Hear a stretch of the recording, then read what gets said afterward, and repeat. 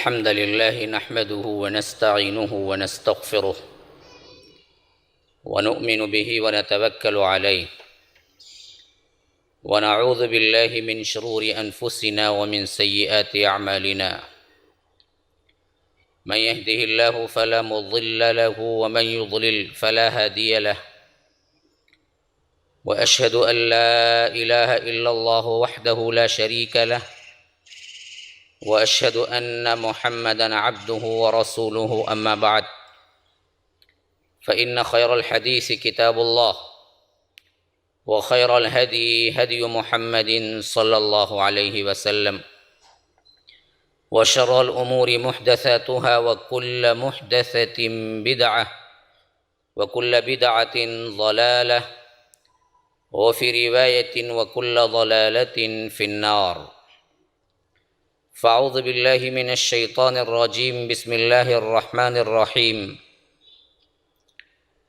الذين تتوفاهم الملائكة ظالمي أنفسهم فألقوا السلم ما كنا نعمل من سوء بلى إن الله عليم بما كنتم تعملون وقال أيضا قل إن الموت الذي تفرون منه فإنه ملاقيكم ثم تردون إلى عالم الغيب والشهادة فينبئكم بما كنتم تعملون وقال تعالى حتى إذا جاء أحدهم الموت قال رب ارجعون لعلي أعمل صالحا فيما تركت كلا إنها كلمة هو قائلها ومن ورائهم برزخ إلى يوم يبعثون فإذا نفخ في الصور فلا أنساب بينهم يومئذ ولا يتساءلون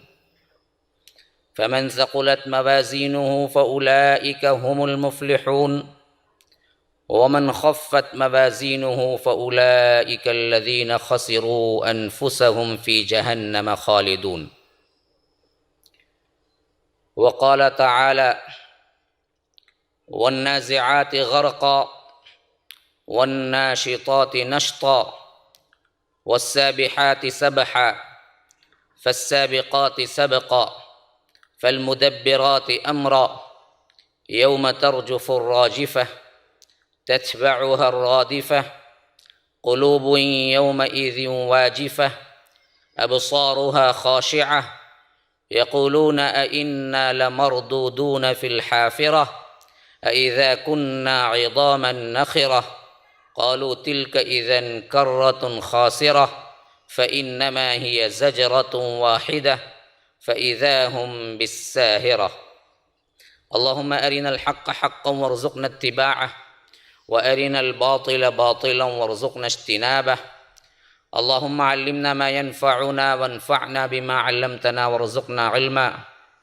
رب اشرح لي صدري ويسر لي أمري واحلل عقدة من لساني يفقه قولي اس اللہ کے نام سے ابتدا جس کے ناموں کی کوئی انتہا ہی نہیں، اس ذات اقدس پر کروڑوں درود و سلام ہوں جو تمام جہانوں کے لیے رحمت للعالمین بن کے آئے تھے۔ برادران اسلام، واجب الاحترام بزرگوں، دوستوں، عزیز ساتھیوں، لائق احترام ماؤں اور بہنوں، اللہ تبارک و تعالی کا بے پناہ شکر و احسان ہے کہ اس نے ہمیں اللہ کے دین کی باتیں سننے کے لیے یہاں جمع کیا۔ رب اگر کسی سے خوش ہوتا ہے، راضی ہوتا ہے، پسند کرتا ہے، خیر خواہی چاہتا ہے تو اسے ہی دین کی سمجھ اور دینی مجلسوں میں پہنچاتا ہے۔ یہ اللہ تبارک و تعالی کے خیر خواہی اور پسند کرنے کی نشانی ہے کہ یہاں آسام میں اور وہ بھی گوہاٹی کے اندر یہ اسلام پور کے علاقے میں یہ چند افراد کا یہاں جمع ہونا اس بات کی دلیل ہے کہ رب نے آپ کو انتخاب کیا ہے، ورنہ رب کے فضل سے انسان ایسے مجلسوں میں شامل ہو سکتا ہے، اگر رب کا فضل شامل حال نہ ہو تو سکتا ہے وہ کوئی دنیاوی معاملات میں، کبھی بزنس میں، کہیں اپنے گھریلو مسائل میں، کہیں سیر و تفریح میں اپنی زندگی گزار رہا ہوتا۔ اسی لیے حضرت معاویہ رضی اللہ عنہ کی روایت ہے کہ اللہ کے رسول صلی اللہ علیہ وسلم نے فرمایا کہ من یرید اللہ بہ خیرا یفقہہ فی الدین، اللہ تبارک و تعالی جب کسی سے خیر کا ارادہ چاہتا ہے، بھلائی کا ارادہ کرتا ہے تو اسے دین کی سمجھ دیتا ہے۔ اگر اللہ تبارک و تعالی کسی سے راضی ہوتا ہے تو دنیا دیتا ہے، کسی سے راضی ہوتا ہے تو کار دیتا ہے، بنگلہ دیتا ہے، بینک بیلنس دیتا ہے، جائیداد دیتا ہے۔ نہیں، یہ اللہ کی رضامندی کی نشانی نہیں ہے۔ دنیا تو اللہ نے ہر کس و ناقص کو دے رکھی ہے، ملحد کو بھی دی ہے، مشرک کو بھی دی ہے، عیسائی کو بھی دی ہے، یہودی کو بھی دی ہے، جو اللہ کا دشمن ہے اس کو بھی دے رکھی ہے۔ اس کی کوئی قیمت رب کی نظر میں نہیں ہے، تو وہ تو ہر کس و ناقص کے لیے، لیکن دین صرف اللہ اپنے بندوں کو جن کو انتخاب کرتا ہے انہی کو دیتا ہے۔ تو یہ رب کا بہت بڑا فضل آپ کے اوپر ہے، ہمارے اوپر ہے کہ آج ہمیں کیا ہے، دین کی مجلس میں شامل ہونے کا موقع ملا، آپ کو سننے کی توفیق دی، مجھے سنانے کی توفیق دی۔ یہ سب کچھ رب العالمین کا کام ہے، لا حول ولا قوت الا باللہ۔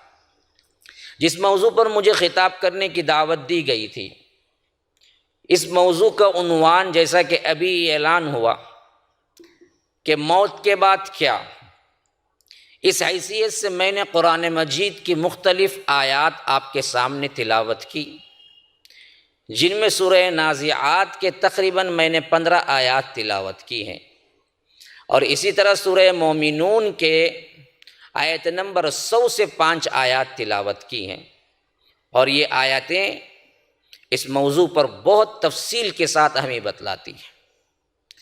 اور 2-3 جگہ سے میں نے موت کا لفظ جہاں قرآن میں استعمال ہوا ہے وہ بھی آپ لوگوں کے سامنے تلاوت کی ہے۔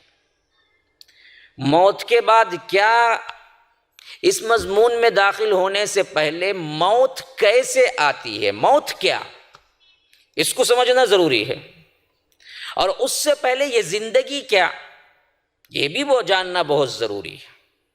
نہ یہ زندگی تمہاری منمانی خواہشوں کے لیے ہے، نہ یہ زندگی یہاں کے آرام و آسائش کے لیے ہے، نہ یہ زندگی تمہارے لیے دنیا جماؤ کماؤ کے لیے ہے۔ رب سے پوچھو جس نے تمہیں زندگی دی تو یہ زندگی کیا، تو رب کہتا ہے الذی خلق الموت والحیات لیبلوکم ایکم احسن عملا، ہم نے یہ زندگی جو تمہیں دی ہے وہ زندگی یہ ہے کہ ہم یہ دیکھنا چاہتے ہیں کہ اچھا عمل کون کر کے آ رہا ہے، اچھا عمل کون کر کے آ رہا ہے، بس یہ دیکھنا ہے مجھے۔ تو آزمائش، امتحان ہے یہ زندگی، تم امتحان گاہ میں بیٹھے ہوئے ہو، ایگزامینیشن ہال میں ہو تم۔ اب یہاں تم لکھو نہ لکھو، یہاں آپ کی باس پرس نہیں ہوگی، یہاں نتیجہ ڈکلیئر نہیں ہوگا۔ کسی بھی اسکول میں، کسی بھی کالج میں، کسی بھی یونیورسٹی میں ایگزامینیشن ہال میں تمہارا نتیجہ اعلان نہیں ہوتا۔ جب تم یہاں سے نکلتے ہو تو پھر اعلان ہوتا ہے تم پاس ہوئے یا فیل ہوئے، تم نے کیسے مارک لیے۔ بعینی ہی اسی طرح اس دنیا میں تمہارے نتیجے کا اعلان نہیں ہوگا کہ تم کامیاب ہوئے یا نہیں ہوئے، یا تم نے اپنی زندگی کیسے گزاری، لیکن جب اس دنیا میں آنکھ بند ہوگی تو دوسری دنیا میں آنکھ کھلے گی، وہاں ایک زندگی ہے جس میں تمہیں اعلان ہوگا کہ تم کیا کر کے آئے تھے ایگزامینیشن ہال میں۔ اگر واقعتاً تم نے مارکس لیے تھے، پاس ہوئے تھے، تو اس کے لیے انعامات ہیں۔ اگر تم نے کیا روگردانی کی، اللہ تبارک و تعالیٰ کی نافرمانی کی اور اپنی من مانی زندگی گزار کے آئے تھے، تو پھر تو کیا ہے، وہ جہنم ہے جس کا ڈراوا ہر نبی نے اپنی امت کو دیا تھا۔ تو اس زندگی کو سب سے پہلے سمجھو، یہ زندگی دنیا بنانے یا اپنی منمانی خواہشات کے لیے رب نے دی ہی نہیں، تو تم کیوں بناتے ہو؟ تم کیوں اس کے لیے اپنی زندگی قربان کر دیتے ہو؟ تمہارا فلسفہ اور مرکزی نقطہ یہ ہوتا ہے کہ اس کو ہم اچھی طرح گزارنے کے لیے کیا کیا خریدیں، کیا کیا رکھیں، کیا کیا آرام کریں، کیسے کیسے جمع کریں، کیا کیا دولت کریں، کیا کیا لوگوں تک چھوڑ کے جائیں، اسی پر تو اپنی پوری زندگی کا آپ کا انحصار ہوتا ہے۔ لیکن رب نے جب زندگی دی تو اس کے لیے دی ہی نہیں، دیا تو اس وجہ سے دیا کہ آزمائش کے طور پر کہ کون آخرت کے لیے اچھا عمل کر کے آتا ہے۔ اب اس کانسیپٹ کے تحت جب آپ اپنی زندگی کا مقصد تعین کر لیں گے کہ مجھے اصل میں رب کو یہ بات بتلانا ہے یا راضی کرانا ہے کہ میں کون سا عمل لے کر رب سے ملاقات کروں گا، اس کے لیے جدوجہد کرنا ہے، تو سب سے پہلے اس عقیدے کو ماننا پڑے گا کہ مرنا ہے اور رب سے ملاقات کرنا ہے۔ موت سے تو آج تک کسی نے انکار نہیں کیا، اور کوئی انکار کرتا ہے تو بھی موت اس کو چھوڑنے والی تو نہیں ہے، لیکن بہت سے نے موت کے بعد کی زندگی کو انکار کیا کیونکہ وہ دکھنے میں نہیں آتی۔ ملحدین کا ایک گروہ ہے جنہوں نے تو سرے سے انکار کر دیا۔ بعض مذاہب میں اس کا تصور ہے لیکن بالکل ایسا کہ اس کی کوئی جھلک ہی نظر نہیں آتی۔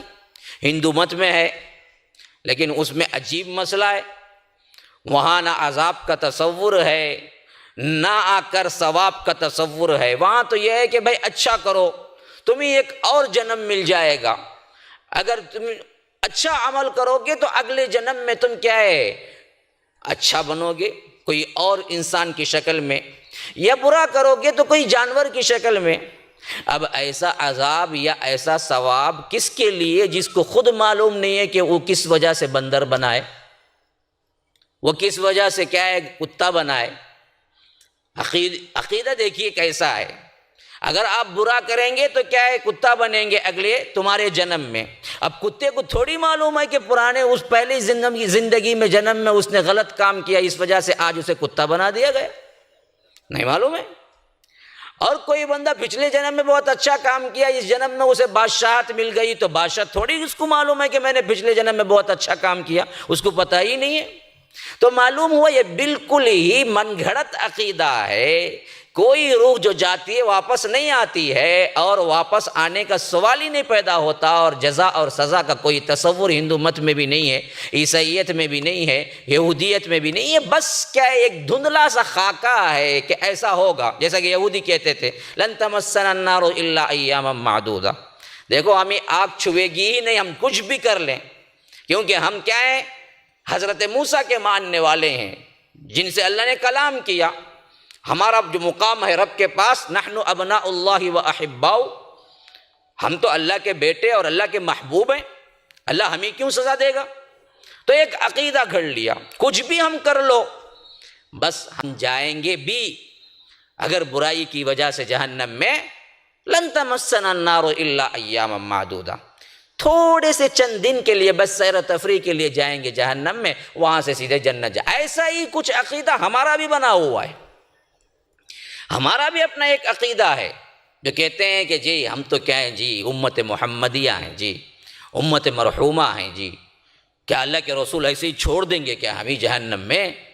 ہمیں تو شفاعت مل جائے گی، ہم کچھ بھی کر لیں، سود کھاتے ہیں کوئی مسئلہ نہیں، اللہ کے رسول کھینچ کے لے کے جائیں گے ہمیں جنت کو۔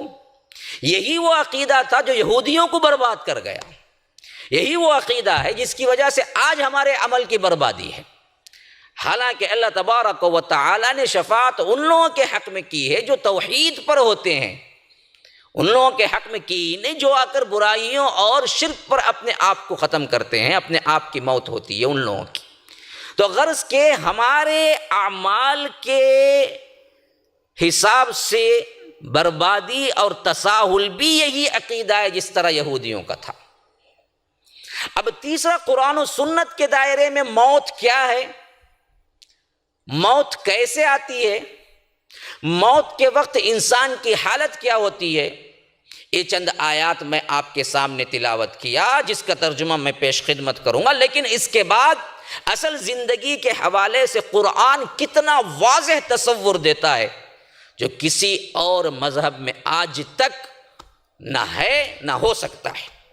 اتنا واضح تصور کہ اگر آپ قرآن مجید کو اور سنت رسول اللہ احادیث مبارکہ کے مجموعے کو پڑھیں گے تو تمہاری زندگی کا پورا خاکہ جیسا فلمی انداز میں تم کوئی سیریل یا کوئی چیز دیکھتے ہو، زندگی ہسٹری، اس طرح تمہیں رب العالمین نے بتا دیا کہ تمہارے بعد، مرنے کے بعد ایک ایسی زندگی ہے جس کا کوئی خاتمہ نہیں ہے، لا منتہائی زندگی جس کی کوئی انتہا ہی نہیں ہے، ختم ہی نہیں ہے۔ اور اس زندگی کے دو پہلو ہیں، ایک انعامات و اکرامات کی بارش اور دوسرا پہلو رب کا غصہ اور عذابات۔ اگر وہ پھنسا پھر کبھی نہ نکلے گا، اگر وہ کامیاب ہو گیا تو اس سے بڑی کامیابی کوئی نہیں ہے، خواہ دنیا میں اس نے بغیر سائے کی زندگی گزاری ہو، بغیر چھت کے زندگی گزاری ہو، چار چٹنی پہ زندگی گزاری ہو، کھانا نہ ملنے پر اور تنگ دستی میں زندگی گزاری ہو، اگر وہ رب کے پاس کامیاب ہو گیا اور اللہ نے اسے جنت دے دی تو وہ سب سے بڑا کامیاب ہے۔ اگر وہ صوفوں اور گدوں پر زندگی گزاری ہو اور ایئر کنڈیشن کمروں پر اور نوکر چاکر کے درمیان محلات میں زندگی گزاری ہو، لیکن رب کے ہاں اگر اسے جہنم مل جائے تو اس سے بدبخت ترین انسان کائنات میں کوئی نہیں ہے۔ وَمَا الْحَيَاةُ الدُّنْيَا إِلَّا مَتَاعُ الْغُرُورِ، یہ دنیا کی زندگی سوائے دھوکے کے اور کچھ ہے ہی نہیں، یہ دھوکہ ہے۔ اصل زندگی کیا ہے؟ اصل زندگی یہ ہے کہ فَمَنْ زُحْزِحَ عَنِ النَّارِ وَأُدْخِلَ الْجَنَّةَ فَقَدْ فَازَ، جس کو رب جہنم سے دور رکھ دے اور جنت اس کا ٹھکانہ بن جائے وہ سب سے بڑی کامیابی ہے، وہی اصل کامیابی ہے۔ تو اب آئیے سب سے پہلے ملاقات ہم ان آیتوں کے ساتھ کرتے ہیں جن میں رب العالمین نے موت کا ذکر کیا ہے۔ یہ موت ہے کیا؟ یہ اللہ تبارک و تعالی کے حکم سے انسان کے بدن میں جب آتی ہے تو زندگی شروع ہو جاتی ہے۔ اگر یہ نکل جاتی ہے تو باوجود اس کا پورا جسم رہنے کے ہم کہتے ہیں کہ وہ مردہ ہے۔ ابھی روح نکلی، آپ پوچھیں کہ کیا بھائی ان کا نام کیا ہے؟ کتنا بھی بڑا علامۃ الدہر کا نام کیوں نہ ہو، اس کا ایک ہی نام بن جاتا ہے، میت۔ کب اٹھاتے ہیں میت کو؟ اب اس کا کوئی نام نہیں ہے۔ جن کے لیے ہاؤ ہاؤ کے نعرے لگتے تھے، اٹھو بچوں کے نعرے لگتے تھے، فلاں آئے، وہ سب نعرے لگتے تھے، روح نکلی تو کوئی نام نہیں ان کا ایک ہی نام ہے، میت کو کب اٹھاتے ہو؟ تو معلوم ہوا اصل جس کی عزت تھی، جس کو بلاتے تھے، جس کو بٹھاتے تھے، جس کے آنکھوں پہ کیا ہے بٹھاتے تھے، جن سے خوش ہوتے تھے، جن سے محبت کر، وہ اصل روح تھی جو اس کے جسم میں تھی۔ وہ جسم میں جب داخل ہوئی تو انسان بنا، اگر وہ نکل گئی تو میت بن گیا۔ تو یہ داخل کب ہوتی ہے؟ یہ رب کے حکم سے ماں کے پیٹ میں اس وقت داخل ہوتی ہے جب انسان کا نطفہ 4 مہینے کا بن جاتا ہے۔ اللہ کے رسول صلی اللہ علیہ وسلم نے باقاعدہ طور پر فرمایا، بخاری و مسلم کی روایت کے اندر نعمان بن بشیر روایت کرتے ہیں کہ ہر بچہ ماں کے پیٹ میں فی بطن امی 40 یوما نطفہ، 40 دن نطفے کی شکل،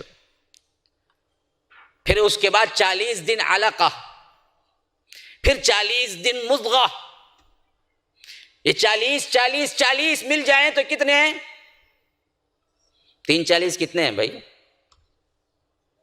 کتنے مہینے لگتے ہیں 3 40؟ ہاں 3 40 کتنے مہینے لگتے ہیں؟ ہاں ایسے بولیں گے تو میں بھی بولوں گا، خالی میں سناؤں آپ خاموش بیٹھیں یہ نہیں ہوگا۔ آپ بھی سن رہے ہیں یا نہیں ہے مجھے معلوم ہونا چاہیے نا، تو آپ کو بھی جواب دینا ہے، آپ بھی سنائیں میں بھی سنوں گا۔ تو یہ 4 مہینے کا جب بچہ ہو جاتا ہے تو اللہ کے رسول صلی اللہ علیہ وسلم نے فرمایا کہ ثم یرسل الیہ الملک، پھر اس روح کی طرف اللہ تبارک و تعالی فرشتے کو بھیجتا ہے ماں کے پیٹ میں۔ وہ فرشتہ کیا کرتا ہے؟ فینفخ فیہ الروح، اس ماں کے پیٹ میں رہنے والے بچے کے اندر روح پھونکتا ہے، وہاں سے زندگی کا آغاز شروع ہوتا ہے. ہاں، اور اسی وقت لکھ دیا جاتا ہے تقدیر میں.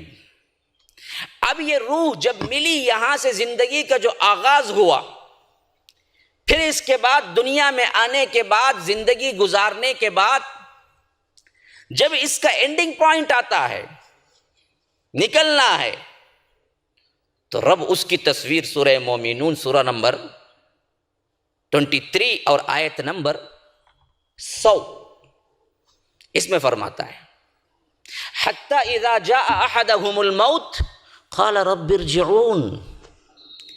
تم میں سے کسی کے پاس موت آتی ہے، اگر وہ بندہ برا ہوتا ہے، تیاری نہ کی ہوتی ہے، اللہ تبارک و تعالیٰ کے عطا کردہ زندگی کو آزمائش اور امتحان گاہ میں ایگزام لکھنے کے برابر نہ سمجھتا ہے، اپنی منمانی زندگی کر رہا ہوتا ہے، تو وہ تو ہاتھ جوڑ کے رونے لگتا ہے کہ نہیں نہیں نہیں نہیں، مجھے مت لے جاؤ، مجھے پلٹا دو، واپس لوٹا دو، ارجعون، مجھے بھیج دو، مجھے ابھی کچھ کرنا ہے، میں نے غافل زندگی گزاری ہے.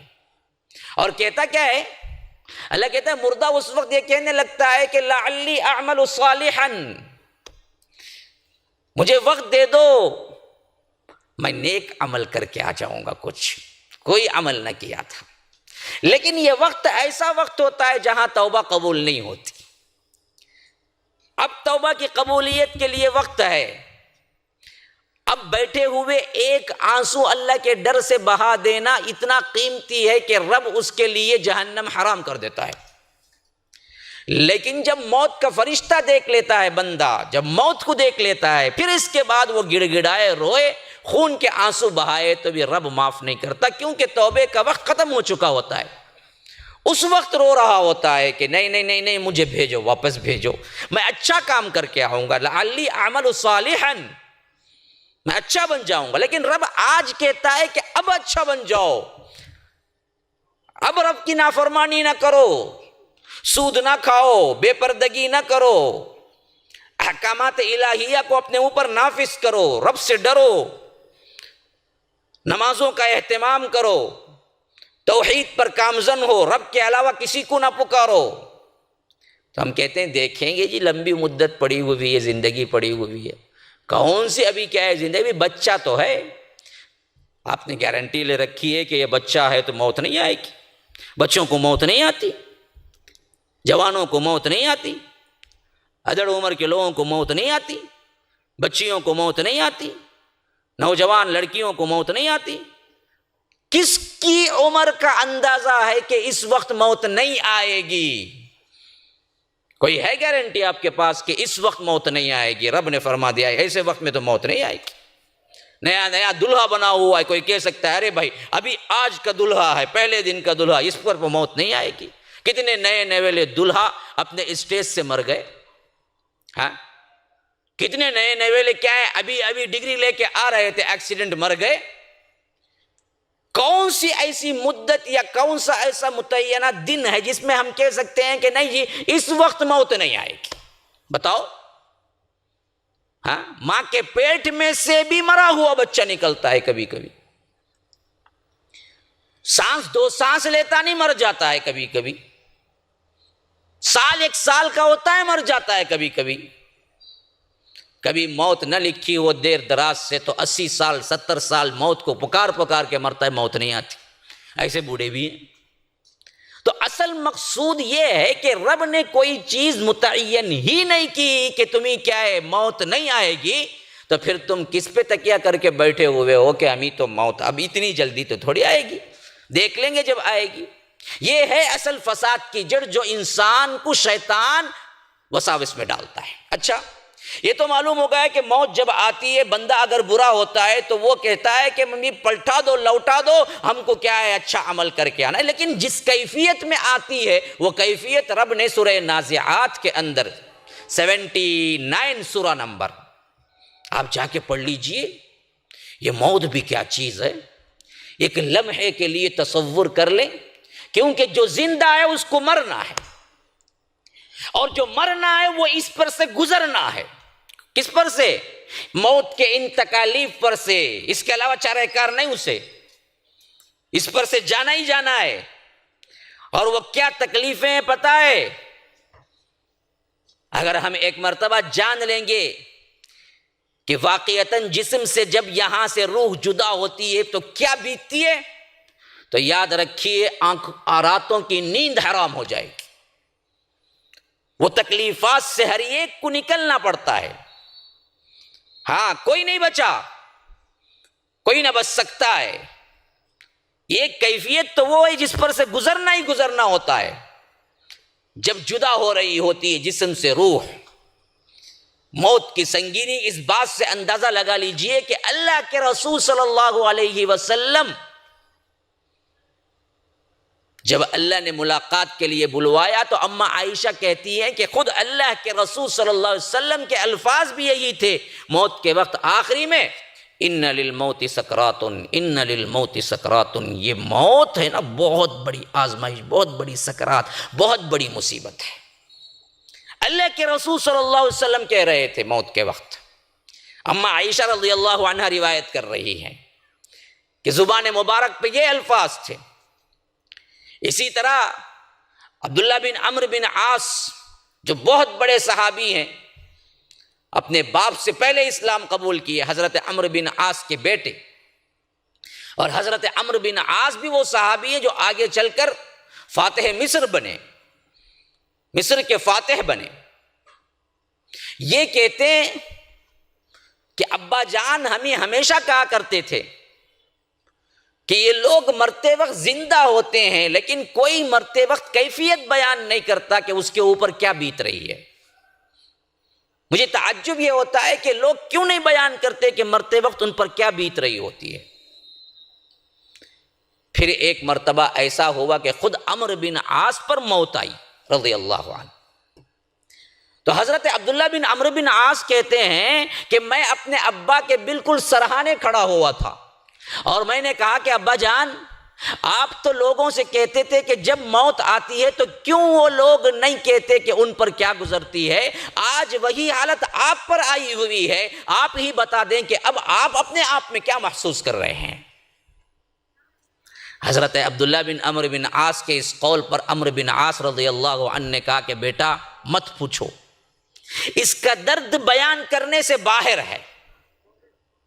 کون صحابی رسول، کون فاتح مصر، کون جو اللہ کے رسول صلی اللہ علیہ وسلم کے انمول صحابہ میں سے ایک گروہ، ان میں کے ایک فرد، لیکن موت کے لیے کہہ رہے ہیں کہ درد بیان سے باہر ہے۔ تو حضرت عبداللہ بن عمرو بن عاص نے کہا کہ جو بھی کیفیت ہو رہی ہے آپ اس کو ڈسکرائب کیجئے، کچھ نہ کچھ بتائیے۔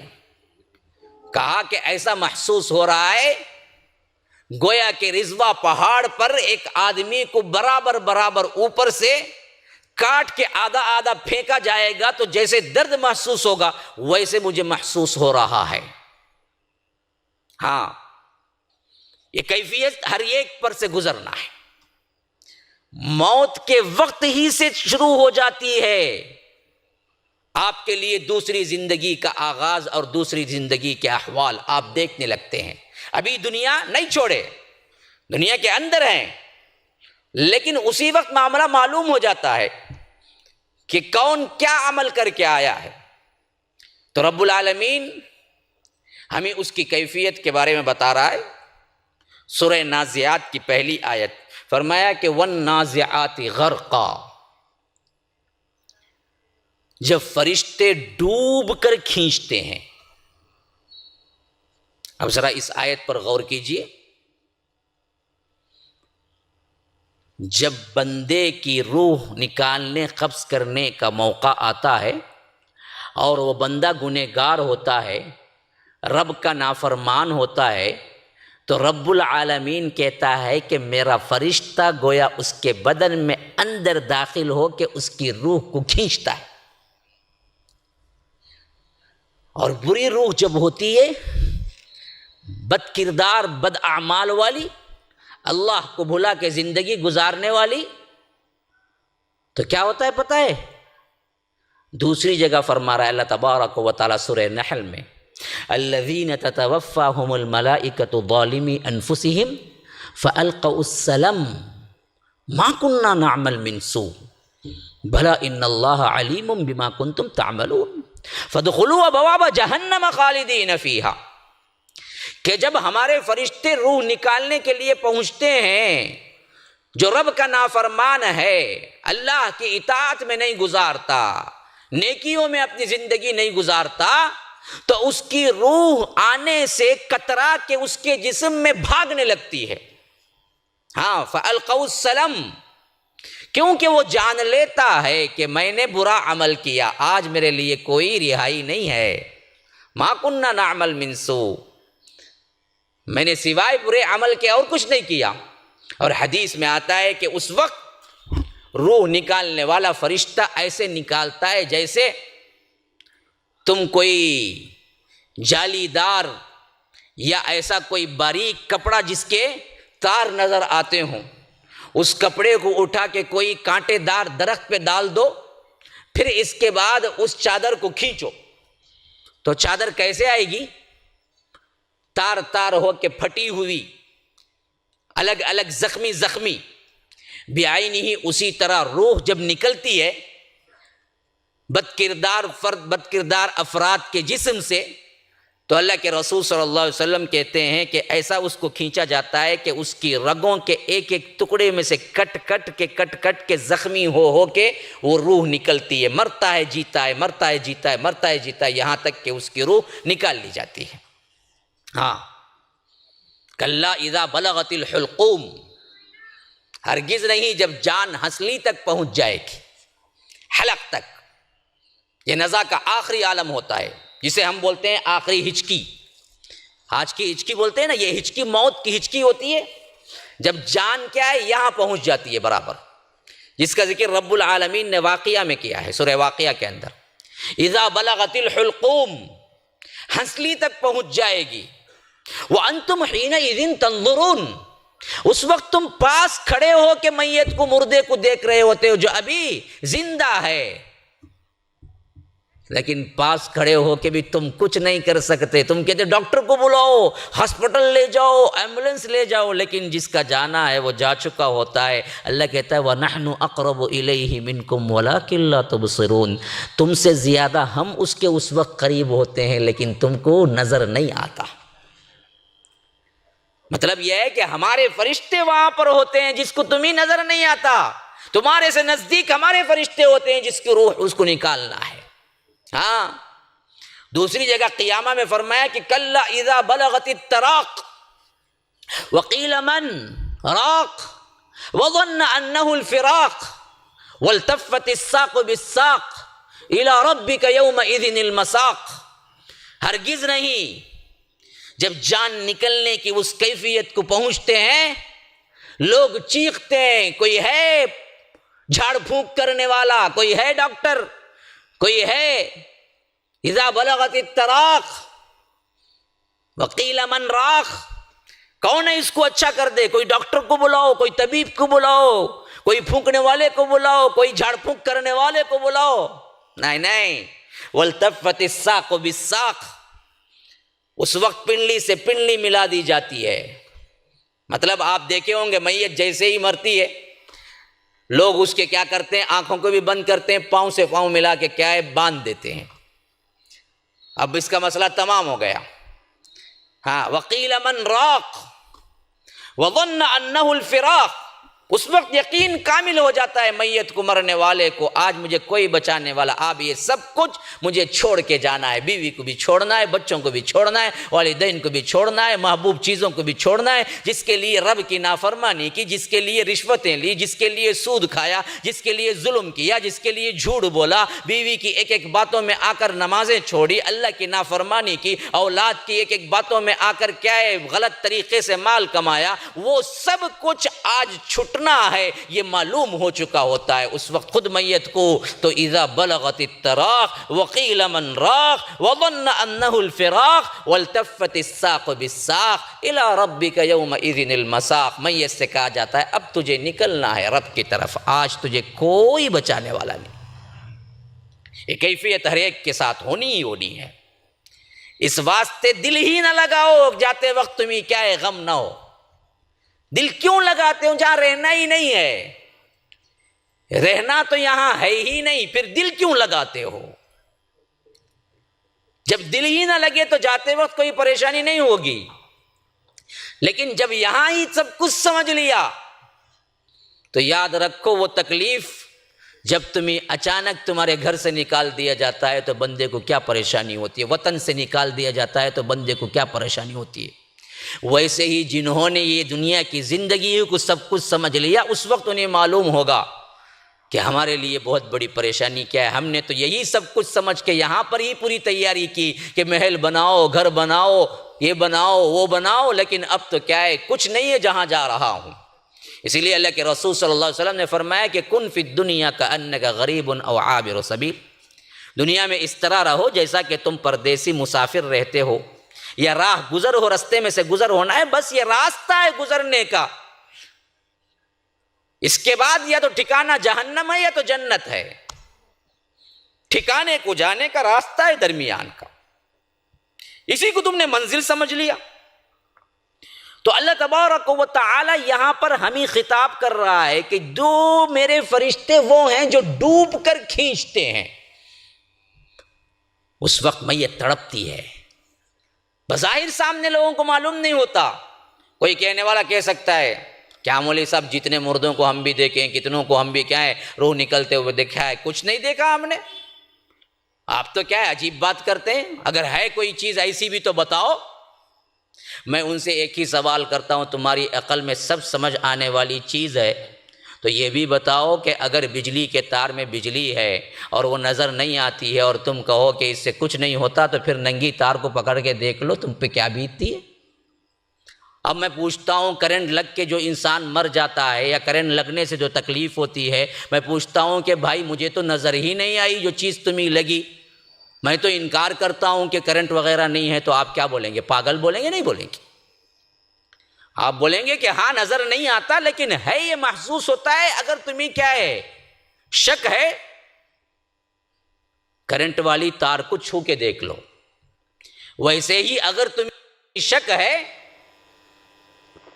تم کہیں جانے والے نہیں ہو، موت کے وقت محسوس کر لو گے۔ بہت سی وہ چیزیں رب نے اتنی عقل دی ہی نہیں کہ تم سمجھ سکو، اسی وجہ سے رب نے حکم ماننے کے لیے کہا۔ تمہاری جو عقل ہے وہ اتنی کم ہے، اتنی کم ہے کہ اللہ تبارک و تعالیٰ فرماتا ہے وَمَا أُوتِيتُم مِّنَ الْعِلْمِ إِلَّا قَلِيلًا، کہ میں نے جو علم تمہیں دیا ہے پوری دنیا کا علم شامل کر لو، سوائے ایک قطرے کے برابر تھوڑے سے علم کے علاوہ کچھ نہیں ہے۔ رب کے جو کارسازی ہے، رب کی جو خلاقی ہے، تم اس تھوڑے سے علم سے رب کی خلاقی کو پوچھو کہ یہ روح کیا ہے اور اس سے کیسے کیا ہے ہمیں درد محسوس ہوتا ہے، تو تمہیں سمجھ آئے گا؟ نہیں آئے گا۔ بعض لوگ یہ سمجھتے ہیں کہ اگر یہ چیز کچھ ہوتی تو عذاب قبر کے اندر تو ہمیں کچھ نہ کچھ نظر آتا، یہ تو ہے ہی نہیں، جس کو بھی دفناؤ وہ مٹی مٹی ہو جاتا ہے، اس مردے کے اوپر وہی کیفیت طاری ہوتی ہے جو کیفیت ہر مردے کو ہوتی ہے، تو پھر عذاب کہاں ہوتا ہے، تکلیف کہاں ہوتی ہے؟ میں اس سے ایک سوال کرتا ہوں کہ اچھا تم سوتے نہیں ہو؟ ہر بندہ سوتا ہے، اور ہر بندہ سوتے ہوئے دنیا ہی میں ہوتا ہے، لیکن دنیا میں ہوتے ہوئے جب خواب دیکھتا ہے سوتے ہوئے، اس کے لیے اچھائی اور برائی کی تکلیف یا خوشی نہیں ہوتی؟ اب مجھے بتاؤ کہ یہ کون سی صفت ہے، یہ کون سی چیز ہے جو تمہیں تکلیف اور خوشی پہنچاتی ہے، جبکہ وہ چیز تمہیں سامنے موجود ہی نہیں ہے؟ مثلاً کیا ہے، خواب میں کوئی مار رہا ہے اور آپ چیخ رہے ہیں، آنکھ کھلی، ایک دہشت کی کیفیت طاری ہوتی ہے کہ اجی حالانکہ آپ کو معلوم ہو چکا ہوتا ہے کہ یہ خواب تھا اور میں یہاں پر لیٹا ہوا ہوں، اچھا ہوں، لیکن پھر بھی وہ جو خواب میں دیکھا کہ کوئی مار رہا ہے، اس کا اثر تمہارے جسم پر ہوتا ہے، پسینہ پسینہ ہو جاتا ہے بندہ۔ بعض خواب تو اتنے پریشان ہوتے ہیں کہ 3 دن 5 دن بندہ سوتا نہیں ہے۔ جب کوئی حقیقت نہیں ہے، خواب کی زندگی میں تمہیں کیا ہے پریشان کر کے رکھ دیتی ہے۔ ویسے ہی معاملہ کیا ہے، تم باغات میں سفر کر رہے ہو، ٹھنڈی ٹھنڈی ہواؤں میں تم کیا ہے کسی باغ میں کوئی اچھا ایونٹ، کوئی دعوت کھا رہے ہو، اور اچانک آنکھ کھل گئی، دیکھا کہ وہی پرانے بستر پہ پڑے ہوئے ہیں، نہ وہ باغ ہے نہ وہ ہوا ہے، لیکن پھر بھی تمہارے اندر یہ خوشی محسوس ہوتی ہے۔ کبھی کبھی اچھے خوابوں کا اثر اتنا ہوتا ہے کہ انسان 3 4 دن خوش پھرتا ہے، جبکہ وہ کوئی حقیقی زندگی نہیں ہے، تم نے اسے صرف خواب میں ملاقات کی۔ تو یاد رکھو، جب یہ چیز تمہارے دنیا کے اندر ثابت ہے کہ جسم پہ کوئی کیفیت نہیں، لیکن پھر بھی خواب کی وجہ سے جسم پر اثرات بھی ہوتے ہیں اور تکلیف اور خوشی بھی محسوس ہوتی ہے، بعینہ اسی طرح یہ دراصل 10% خواب میں 90% زندگی ہے، وہاں کی زندگی 90% خواب میں 10% کی زندگی ہے، وہاں بھی پورا محسوس ہوتا ہے لیکن جسم سے نہیں۔ جسم میں 10% ہوتا ہے لیکن روح پہ سب محسوس ہوتا ہے، اور انسان کو وہ تکلیف شروع ہو جاتی ہے جو تکلیف خواب کی حیثیت سے تمہیں۔ اسی لیے اللہ کے رسول نے فرمایا، موت اصل میں نیند کی بہن ہے، تم ہر روز اس سے ملاقات کرتے ہو۔ جو حالت تمہاری نیند میں ہوتی ہے وہی حالت پرماننٹ ہو جائے تو موت ہے۔ بس رب چاہتا ہے کہ تمہیں دوبارہ زندگی دے دوں تو روح آ جاتی ہے، اٹھ جاتے ہو۔ اگر رب کا فیصلہ ہوتا ہے نیند میں ہی بلا لینا ہے تو پھر تو کیا ہے، سونے والا سوتا ہی رہ جاتا ہے، پھر کوئی اٹھا نہیں سکتا اس کو۔ ہاں، اللہ یتوفی الانفس حین موتہا، رب ان 2 موتوں کا ذکر کرتا ہے۔ اللہ نے نیند کو بھی موت ہی کہا ہے قرآن کے اندر، اللہ یتوفی الانفس حین موتہا واللتی لم تمت فی منامہا فیمسک التی قضی علیہا الموت ویرسل الاخری الی اجل مسمی۔ وہی اللہ ہے جو تمہارے سونے کے وقت، نیند کے وقت تمہارے روحوں کو نکال لیتا ہے۔ یتوفی الانفس حین موتہا، ہاں، واللتی لم تمت فی منامہا، ابھی ان کی موتیں نہیں آتی، وہ نیند میں ہوتے ہیں، نیند میں ہماری روح نکل جاتی ہے۔ ہر روز ہر رات ہم موت سے ملاقات کرتے ہیں، پھر بھی انسان سدھرتا نہیں۔ تو اللہ کہتا ہے ہر وقت ہم تمہیں کیا ہے اپنے ہی پاس رکھتے ہیں بلا کے۔ پھر اس کے بعد کیا ہوتا ہے، فَيُرْسِلُ الَّتِي قَضَى عَلَيْهَا الْمَوْتَ وَيُرْسِلُ الْأُخْرَى فَيُمْسِكُ الَّتِي قَضَى عَلَيْهَا الْمَوْتَ وَيُرْسِلُ الْأُخْرَى۔ جن کی موت واقع ہونی ہے ہم ان کو واپس پلٹاتے ہی نہیں۔ کتنے لوگ ہیں جو سوتے میں مر جاتے ہیں، اور جن کو ہمیں کیا ہے اور زندہ رکھنا ہوتا ہے ہم ان کی روحوں کو پھر دوبارہ لوٹا دیتے ہیں، تو دوبارہ جب آتی ہے تو آپ اٹھتے ہیں۔ پھر ایک دن آئے گا ضرور بالضرور، جب نکلے گی تو کبھی واپس نہیں آئے گی پھر۔ تو یہ نکلنے کا اور داخل ہونے کا ہر رات ہر نیند کے وقت تمہارے ساتھ کیا ہے، اللہ تبارک و تعالیٰ ایک پریکٹیکل نمونہ بنا کے رکھا ہے۔ دیکھو اگر تم نہیں مانتے ہو تو اب تو مان لو اپنی زندگی میں تم ہر دن اس سے ملاقات کرتے ہو۔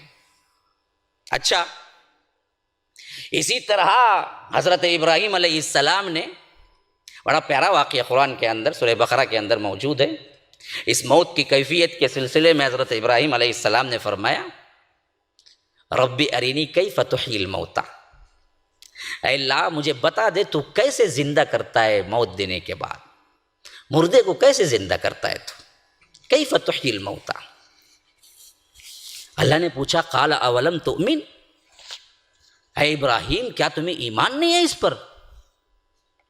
تو حضرت ابراہیم علیہ السلام نے کہا کہ قال بلا، نہیں اللہ مجھے پورا یقین ہے، ولیکن لیطمئن قلبی، یہ اس وجہ سے پوچھ رہا ہوں کہ تاکہ مجھے اطمینان قلب نصیب ہو جائے، میں اپنے آنکھوں سے مشاہدہ کر لوں۔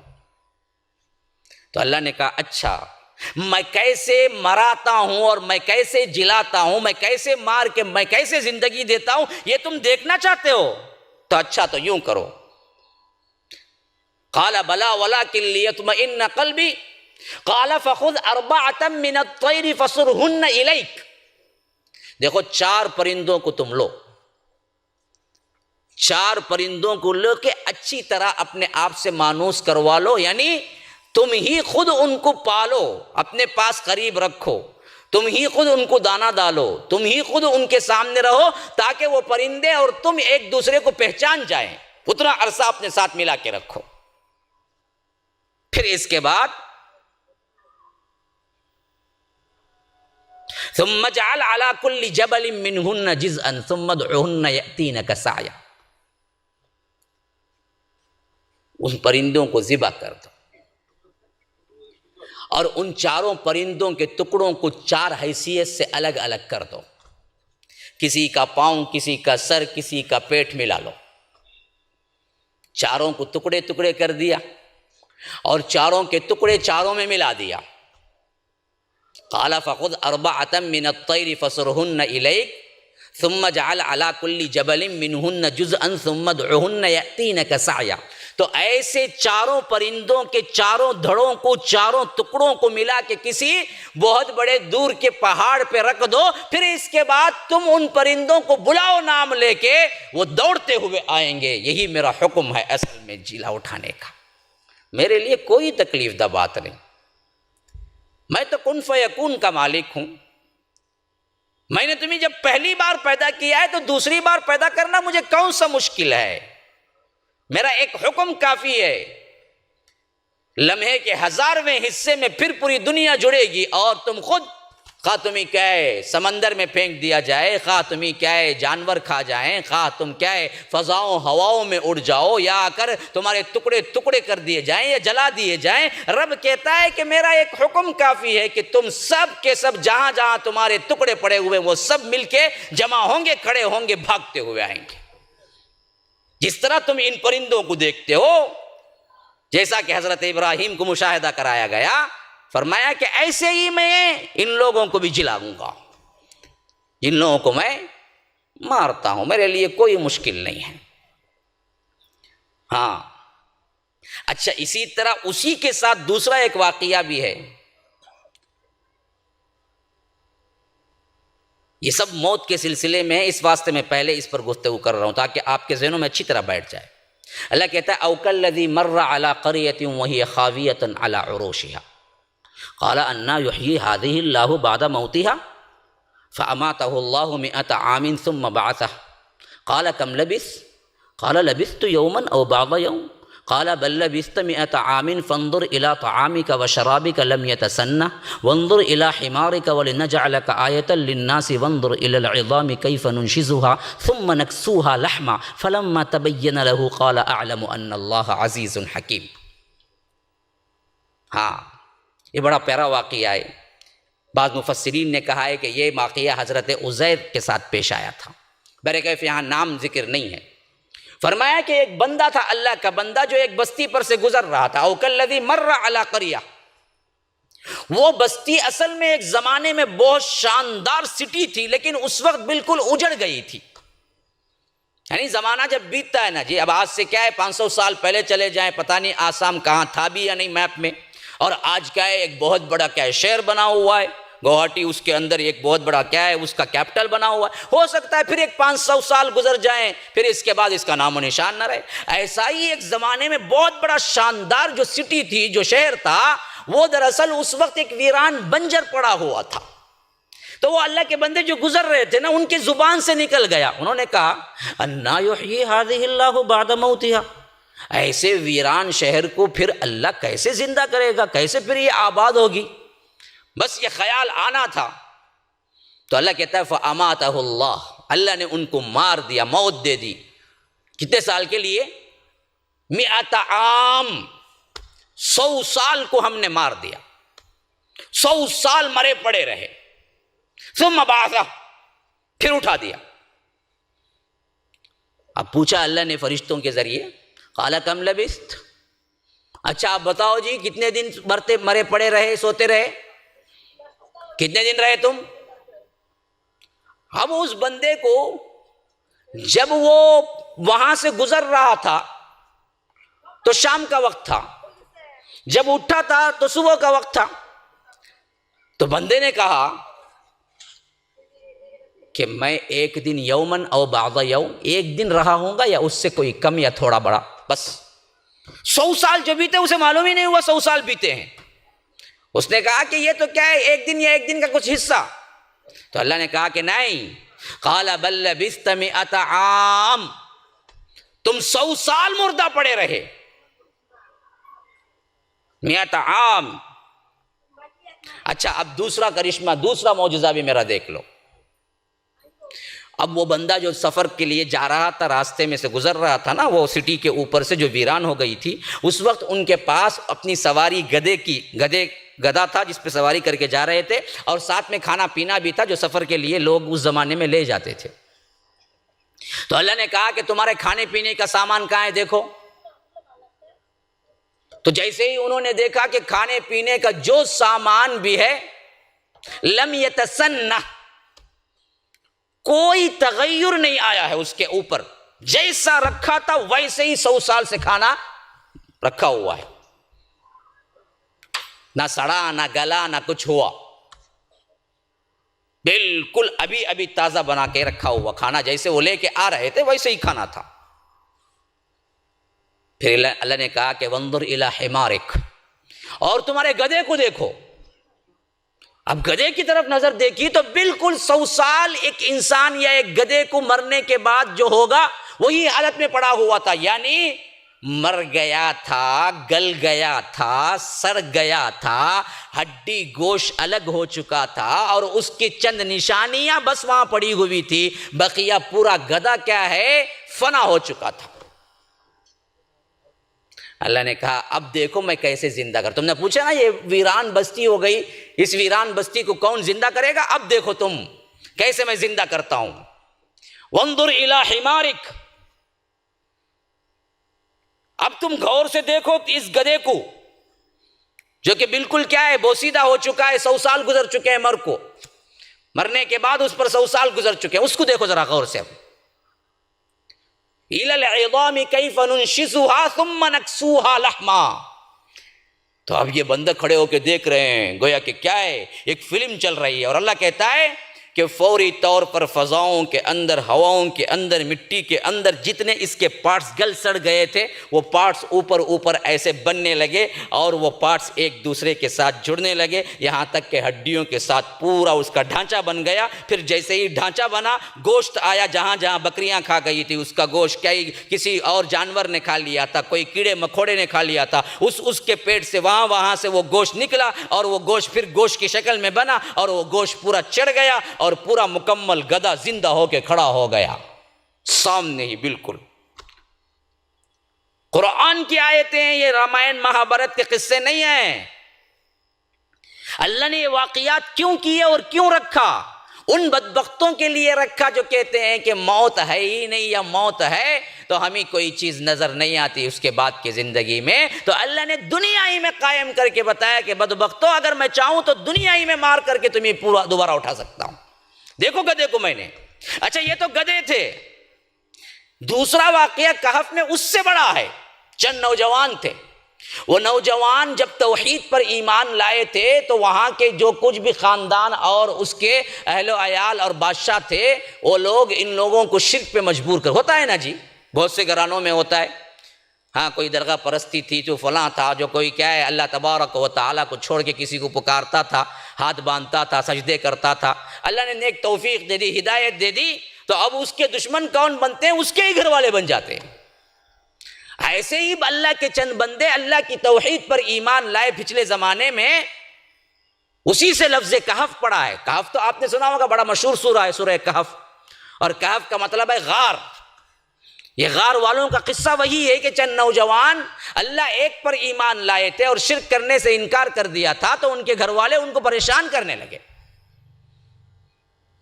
مجبور کرنے لگے، واپس آؤ، ہمارے ہی دین کے مطابق کرو، شرک کرو۔ تو وہ اللہ کے نیک بندے تھے، نوجوان تھے، لیکن کوٹ کوٹ کے ایمان بھرا ہوا تھا۔ انہوں نے کہا کہ نہیں، ہم مر سکتے ہیں لیکن پھر شرک نہیں کر سکتے، ہم دوبارہ کیا ہے تمہارے لیے یہ بڑا گناہ نہیں کر سکتے۔ تو اب ان کو مارنے کی پلاننگ کر لی گئی تھی، اور اس میں حکومت بھی ساتھ تھی، اس وقت کا بادشاہ بھی ساتھ تھا۔ تو انہوں نے یہ کیا کہ اب تو کیا ہے، ان بدبختوں کو کوئی روک نہیں سکتا، ہمیں کیا ہے یہ لوگ نیست و نابود کر کے ہی چھوڑیں گے۔ تو انہوں نے کیا کیا، چھپے چھپے الگ الگ بات چیت کر کے ایک جگہ پوائنٹ رکھ لیا، یہاں آ کے جمع ہو جاؤ، یہاں سے ہم ہجرت کر کے کہیں دور چلے جائیں۔ اب ہوا یہ کہ جب یہ لوگ ساتھ میں آئے، تقریباً 7-8 تھے، یوں سمجھ لیجئے کہ وہ لوگ نکل کے گئے، جاتے ہوئے دیکھا کہ کوئی غار ہے، سوچا کہ ذرا سستا لیں، بہت دیر سے چل رہے ہیں، تھوڑی دیر آرام کر لیں گے پھر نکلیں گے۔ یہ سوچ کے وہ غار کے اندر آ کے بیٹھے ہی تھے۔ ہاں، اللہ کہتا ہے وَلَبِثُوا فِي كَهْفِهِمْ 300 سِنِينَ وَازْدَادُوا 9۔ ہاں، جیسے ہی بیٹھے اللہ نے ان کو مار دیا۔ اور کب تک مارے رکھا، کب تک مرے پڑے رہے؟ 300 سال اور ساتھ میں 9 سال، 300 سنین، 300 سال وازدادوا 9، 9 سال اور 309 سال۔ ایک ساتھ 309 سال کہنے کے بجائے 300 سال اور 9 سال کیوں کہا؟ تو اس میں کیا ہے، شمسی کیلنڈر اور قمری کیلنڈر دونوں کو ملا لیا گیا ہے، کیونکہ دونوں کیلنڈر رب کے ہی ہیں۔ شمسی سال 100 سال پورے ہوتے ہیں تو قمری سال کے 103 سال پورے ہوتے ہیں۔ چاند کے کیلنڈر میں 103 سال، یا یوں سمجھیے چاند کے کیلنڈر کے حساب سے 100 سال مکمل ہوتے ہیں، تو سورج کے کیلنڈر کے حساب سے 90 پر 7 سال ہی ہوئے ہوتے ہیں۔ تو دونوں کو 100 سال میں ڈیفرنٹ 3 سال کا ہو جاتا ہے۔ اس واسطے رب نے کہا کہ عیسوی اعتبار سے شمسی اور سورج کے کیلنڈر کے حساب سے یہ لوگ 300 سال رہے، اور چاند کے کیلنڈر کے حساب سے یہ لوگ 309 سال اس غار میں پڑے رہے، مرے پڑے رہے۔ ہاں، پھر کیا ہوا جی؟ وَكَذَلِكَ بَعَثْنَاهُمْ لِيَتَسَاءَلُوا بَيْنَهُمْ، پھر ہم نے ان کو اٹھا دیا، زندہ ہو گئے۔ ہاں، ابھی ایک دوسرے سے پوچھنے لگے، ارے ہم یہاں پر کتنی دیر سے ہیں؟ قَالَ قَائِلٌ مِّنْهُمْ كَمْ لَبِثْتُمْ، ان میں سے ایک نے پوچھا کہ ہم کتنی دیر یہاں پر رہے ہوں گے؟ دوسرے بندے نے کہا کہ یومن او بعض یوم، ہم ایک دن یا ایک دن کا کچھ حصہ رہے ہوں گے۔ ان کو پتہ ہی نہیں چلا 309 سال ان کے اوپر گزر چکے ہیں۔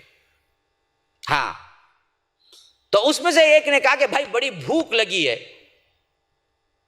بِوَرِقِكُمْ هَٰذِهِ إِلَى الْمَدِينَةِ فَلْيَنظُرْ أَيُّهَا أَزْكَىٰ طَعَامًا، دیکھو یہ سکے لے جاؤ، بازار جاؤ، کوئی اچھا سا کھانا، بہترین کھانا تم لے کے آؤ، ہم کھائیں گے۔ نیند سے جاگنے کے بعد بہت بھوک لگی ہوئی ہے۔ اب وہ بندہ کیا ہے، 300 سال پرانا نوٹ، یوں سمجھ لیجئے آج کوئی 300 سال پرانا نوٹ لے آ کے کیا ہے تجارت یا کوئی یا بزنس یا کوئی آ کر دکان میں آ کر دے اور کہے کہ مجھے کیا ہے کھانا دو، تو آپ کیا کریں گے؟ یا تو شبہ میں پڑ جائیں گے، یا تو کیا ہے مذاق سمجھیں گے۔ یہی ہوا وہاں پر بھی۔ اب وہ 300 سال پرانا جو سکہ تھا، وہ سکہ لے آ کے جب اس نے کھانا مانگا تو ہوٹل والے نے جو کھانا مانگا تھا، جس جگہ وہاں پر جو کھانے کا دکان تھا، اس نے کیا کیا پکڑ لیا، کہا کہ یہ سکہ تو 300 سال پہلے کا ہے، پرانا سکہ ہے، تجھے آج یہ کہاں سے ملا؟ اب یہ بندہ پریشان کی، ان کو اسے پتا ہی نہیں کہ 300 سال گزر چکے۔ اس نے کہا کہ نہیں، ہم تو نکلے تھے، سوئے کچھ دیر، اب آئے ہیں تو تم مذاق کرتے ہو میرے ساتھ کہ 300 سال پرانا سکہ ہے۔ اب بات آگے بڑھ گئی، یہاں تک کہ بادشاہ تک پہنچ گئی، اور بادشاہ نے کہا کہ اچھا تم وہ لوگ ہو جو 300 سال پہلے ظالم بادشاہ جو تھا اس دور میں جو نکلے تھے، تمہارے بارے میں ہمیں بھی سن رکھا تھا، وہ لوگ ہو تم آج جو میرے بادشاہت میں۔ اس وقت تک بادشاہت تبدیل بھی ہو گئی تھی اور توحید بھی آ گئی تھی۔ تو اس نے کہا کہ ارے یہ تو کیا ہے، اللہ کا بہت بڑا معجزہ ہے کہ اللہ تعالیٰ مار کے اٹھانا جلانا اللہ کے لیے کوئی بڑا کام نہیں ہے۔ تو اس کے اوپر موت پر اور موت کے دوبارہ جی اٹھنے پر انہیں ایمان اور مضبوط ہو گیا، جو کہ اس وقت کے ایماندار لوگوں میں یہ مسئلہ تھوڑا سا ایشو بن رہا تھا کہ موت کے بعد کوئی زندگی ہے یا نہیں ہے۔ اللہ نے ثابت کر دیا۔ تو میں نے 2 واقعات اور ایک نبی کا واقعہ حضرت ابراہیم کا، گدھے کا، جو حضرت عزیر کا، اور یہ کہف کا، یہ تین واقعہ اس واسطے میں نے تفصیل سے ذکر کیا کہ آپ لوگوں کو معلوم ہو جائے کہ دنیا ہی میں اللہ نے ثابت کیا کہ بہت سی مرتبہ مار کے جلایا اور بتایا کہ دیکھو یہ چیز ہمارے لیے کوئی بڑی بات نہیں ہے، ہمارا حکم کافی ہے، ہم کہتے ہیں کہ نکلو تو وہ نکل کے اٹھ کھڑے ہوتے ہیں، اور اس وقت اس کو اندازہ بھی نہیں ہوتا ہے کہ اس پہ کیا بیتی۔ یہی حال ہوگا جب انسان قبر کی زندگی گزار کے حشر کے میدان میں اٹھے گا تو یہ پچھلی زندگی کو بھول جائے گا اور نئی زندگی کے بارے میں کہے گا کہ اب کیا ہوگا۔ بعض بدبختوں نے اسی سے لے لیا ہے کہ عذاب قبر نہیں ہے، حالانکہ بالکل غلط ہے۔ آگے کے احوال اتنے ہولناک ہوں گے کہ پیچھے کے احوال بھول جائیں گے، جیسے اسی دنیا میں تم ماں کے پیٹ کے احوال بھول جاتے ہو۔ ماں کے پیٹ میں تم نے کھایا، ہاں کھایا، ماں کا خون ہی دودھ بن کے تمہیں پہنچتا تھا، 9 مہینے میں تقریباً 5 مہینے تو پورے زندہ حالت میں گزارے۔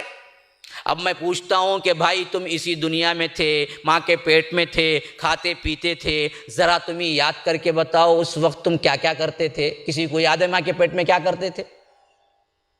بتاؤ ذرا۔ جب دنیا کے پیٹ میں آئے تو ماں کے پیٹ کی حالت بھول گئی، حالانکہ ماں کے پیٹ میں تمہیں تکلیف بھی ہوتی تھی، تمہیں درد بھی ہوتا تھا، تمہارے لیے مسائل بھی کھڑے ہوتے تھے، ماں برداشت کرتی تھی۔ بعینی ہی اسی طرح یہاں کے پیٹ سے قبر کے پیٹ میں جائیں گے تو آپ کو عذاب ہوگا یا انعامات ہوں گے، جو بھی ہوگا، لیکن جب قبر کے پیٹ سے نکل کے پھر حشر کے میدان میں جائیں گے تو وہاں کے احوال آپ بھول جائیں گے، نئے احوال آپ کے لیے شروع ہو جائیں گے۔ اسی لیے یاسین میں آتا ہے من بعثنا من مرقدنا ھذا، ہم جو پڑے ہوئے تھے، سوئے ہوئے تھے، ہمیں کس نے اٹھا دیا؟ تو بعضوں نے کہہ دیا کہ دیکھو جی عذاب قبر وغیرہ کچھ نہیں ہے، ان کو تو تبھی پتہ چلے گا جب وہ اٹھیں گے، حالانکہ وہ بات نہیں ہے۔ عذاب قبر بالکل برحق ہے، وہ عذاب قبر تو عذاب قبر نہیں بلکہ تمہیں مرتے کے اسی لمحے سے جب تمہاری روح نکلتی ہے تمہارے لیے اچھائیاں برائیاں شروع ہو جاتی ہیں۔ عذاب قبر تو مرنے کے بعد ہے نا، میں تو کہتا ہوں شریعت ہمیں جو بتاتی ہے اس سے وہاں تمہارے احوال اس دنیا میں رہتے ہوئے اس دنیا سے پردہ اٹھ جاتا ہے تو یہ مسئلہ شروع ہو جاتا ہے، تم وہ سب دیکھنے لگتے ہو جو یہاں نہیں دیکھتے، اور تمہاری تکلیفات اور تمہارے انعامات وہیں سے شروع ہو جاتے ہیں۔ اب یہ کیسے ہے ذرا غور سے سنو۔ حضرت براء بن عازب روایت کرتے ہیں، ترمذی وغیرہ کے اندر پوری تفصیل آئی ہے، بہت سی روایات کا مجموعہ ہے۔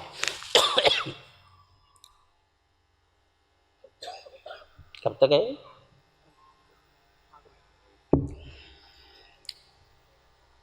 تھوڑا سا والیوم بڑھا دو، تکلیف ہو رہی بولنے۔ تو اللہ کے رسول صلی اللہ علیہ وسلم ایک جنازے میں تشریف لائے۔ اب خبر تیار نہیں ہوئی تھی، ہماری طرح کا سسٹم تو نہیں تھا، نہیں بھائی تھوڑا کم کرو کم کرو کم کرو، ہماری طرح کا سسٹم تو نہیں تھا کہ پہلے ہی اعلان کر دیتے، پہلے ہی کیا ہے گورکن کو اطلاع دے دیتے۔ اس زمانے میں کیا ہے کچھ صحابہ کرتے تھے کام، تو جیسے ہی وہاں پہنچا جنازہ، ابھی قبر تیار نہیں ہوئی تھی، تو اللہ کے رسول صلی اللہ علیہ وسلم نے اس کے لیے تھوڑی دیر انتظار کرنے کے لیے بیٹھ گئے قبرستان میں۔ جب بیٹھ گئے تو صحابہ بھی بیٹھ گئے۔ کہتے ہیں کہ اس وقت اللہ کے رسول صلی اللہ علیہ وسلم کے ہاتھ میں ایک چھوٹی سی لکڑی تھی جس سے اللہ کے رسول زمین پہ غور سے کنکریاں وغیرہ دیکھ رہے تھے، کھکر رہے، کریت رہے تھے۔ تھوڑی دیر اللہ کے رسول خاموشی سے یوں بیٹھے رہے، پھر کہا اللہ تبارک و تعالی سے دعا کرو کہ اللہ عذاب قبر سے ہم سب کو بچائے۔ 3 مرتبہ یہی کہا، کیونکہ یہ مرحلہ بہت کٹھن مرحلہ ہے، تم لوگ اللہ سے دعا کرو کہ اللہ تبارک و تعالی عذاب قبر سے محفوظ رکھے۔ جب 3 مرتبہ اللہ کے رسول نے یہ کہا تو صحابہ نے دعائیں شروع کی۔ پھر تھوڑی دیر گزری تو اللہ کے رسول صلی اللہ علیہ وسلم نے سر اٹھا کے پوچھا، پتہ ہے تمہیں انسان مرتا ہے تو اس پر کیا بیتتی ہے؟ کہا کہ اللہ کے رسول آپ ہی بہتر جانتے ہیں، آپ بتائیے انسان مرتا ہے تو کیا ہوتا ہے؟ کہا کہ اللہ کے رسول صلی اللہ علیہ وسلم جب کسی اچھے انسان کا روح قبض کرنے کا معاملہ ہوتا ہے جیسے ہی اس کی اس دنیا کی زندگی ختم ہوتی ہے، ابھی اس دنیا کی زندگی میں قدم رکھ رہا ہوتا ہے، ابھی موت نہیں ہوتی، یعنی روح نہیں نکلتی، کہ اس کے لیے جو حجابات ہیں، جو پردے ہیں آخرت کے، وہ اٹھ جاتے ہیں، اور اس کے پاس اللہ کے فرشتے بہترین شکل و صورت میں اور بہترین لباس میں اس کے پاس بیٹھنا جمع ہو جاتے ہیں۔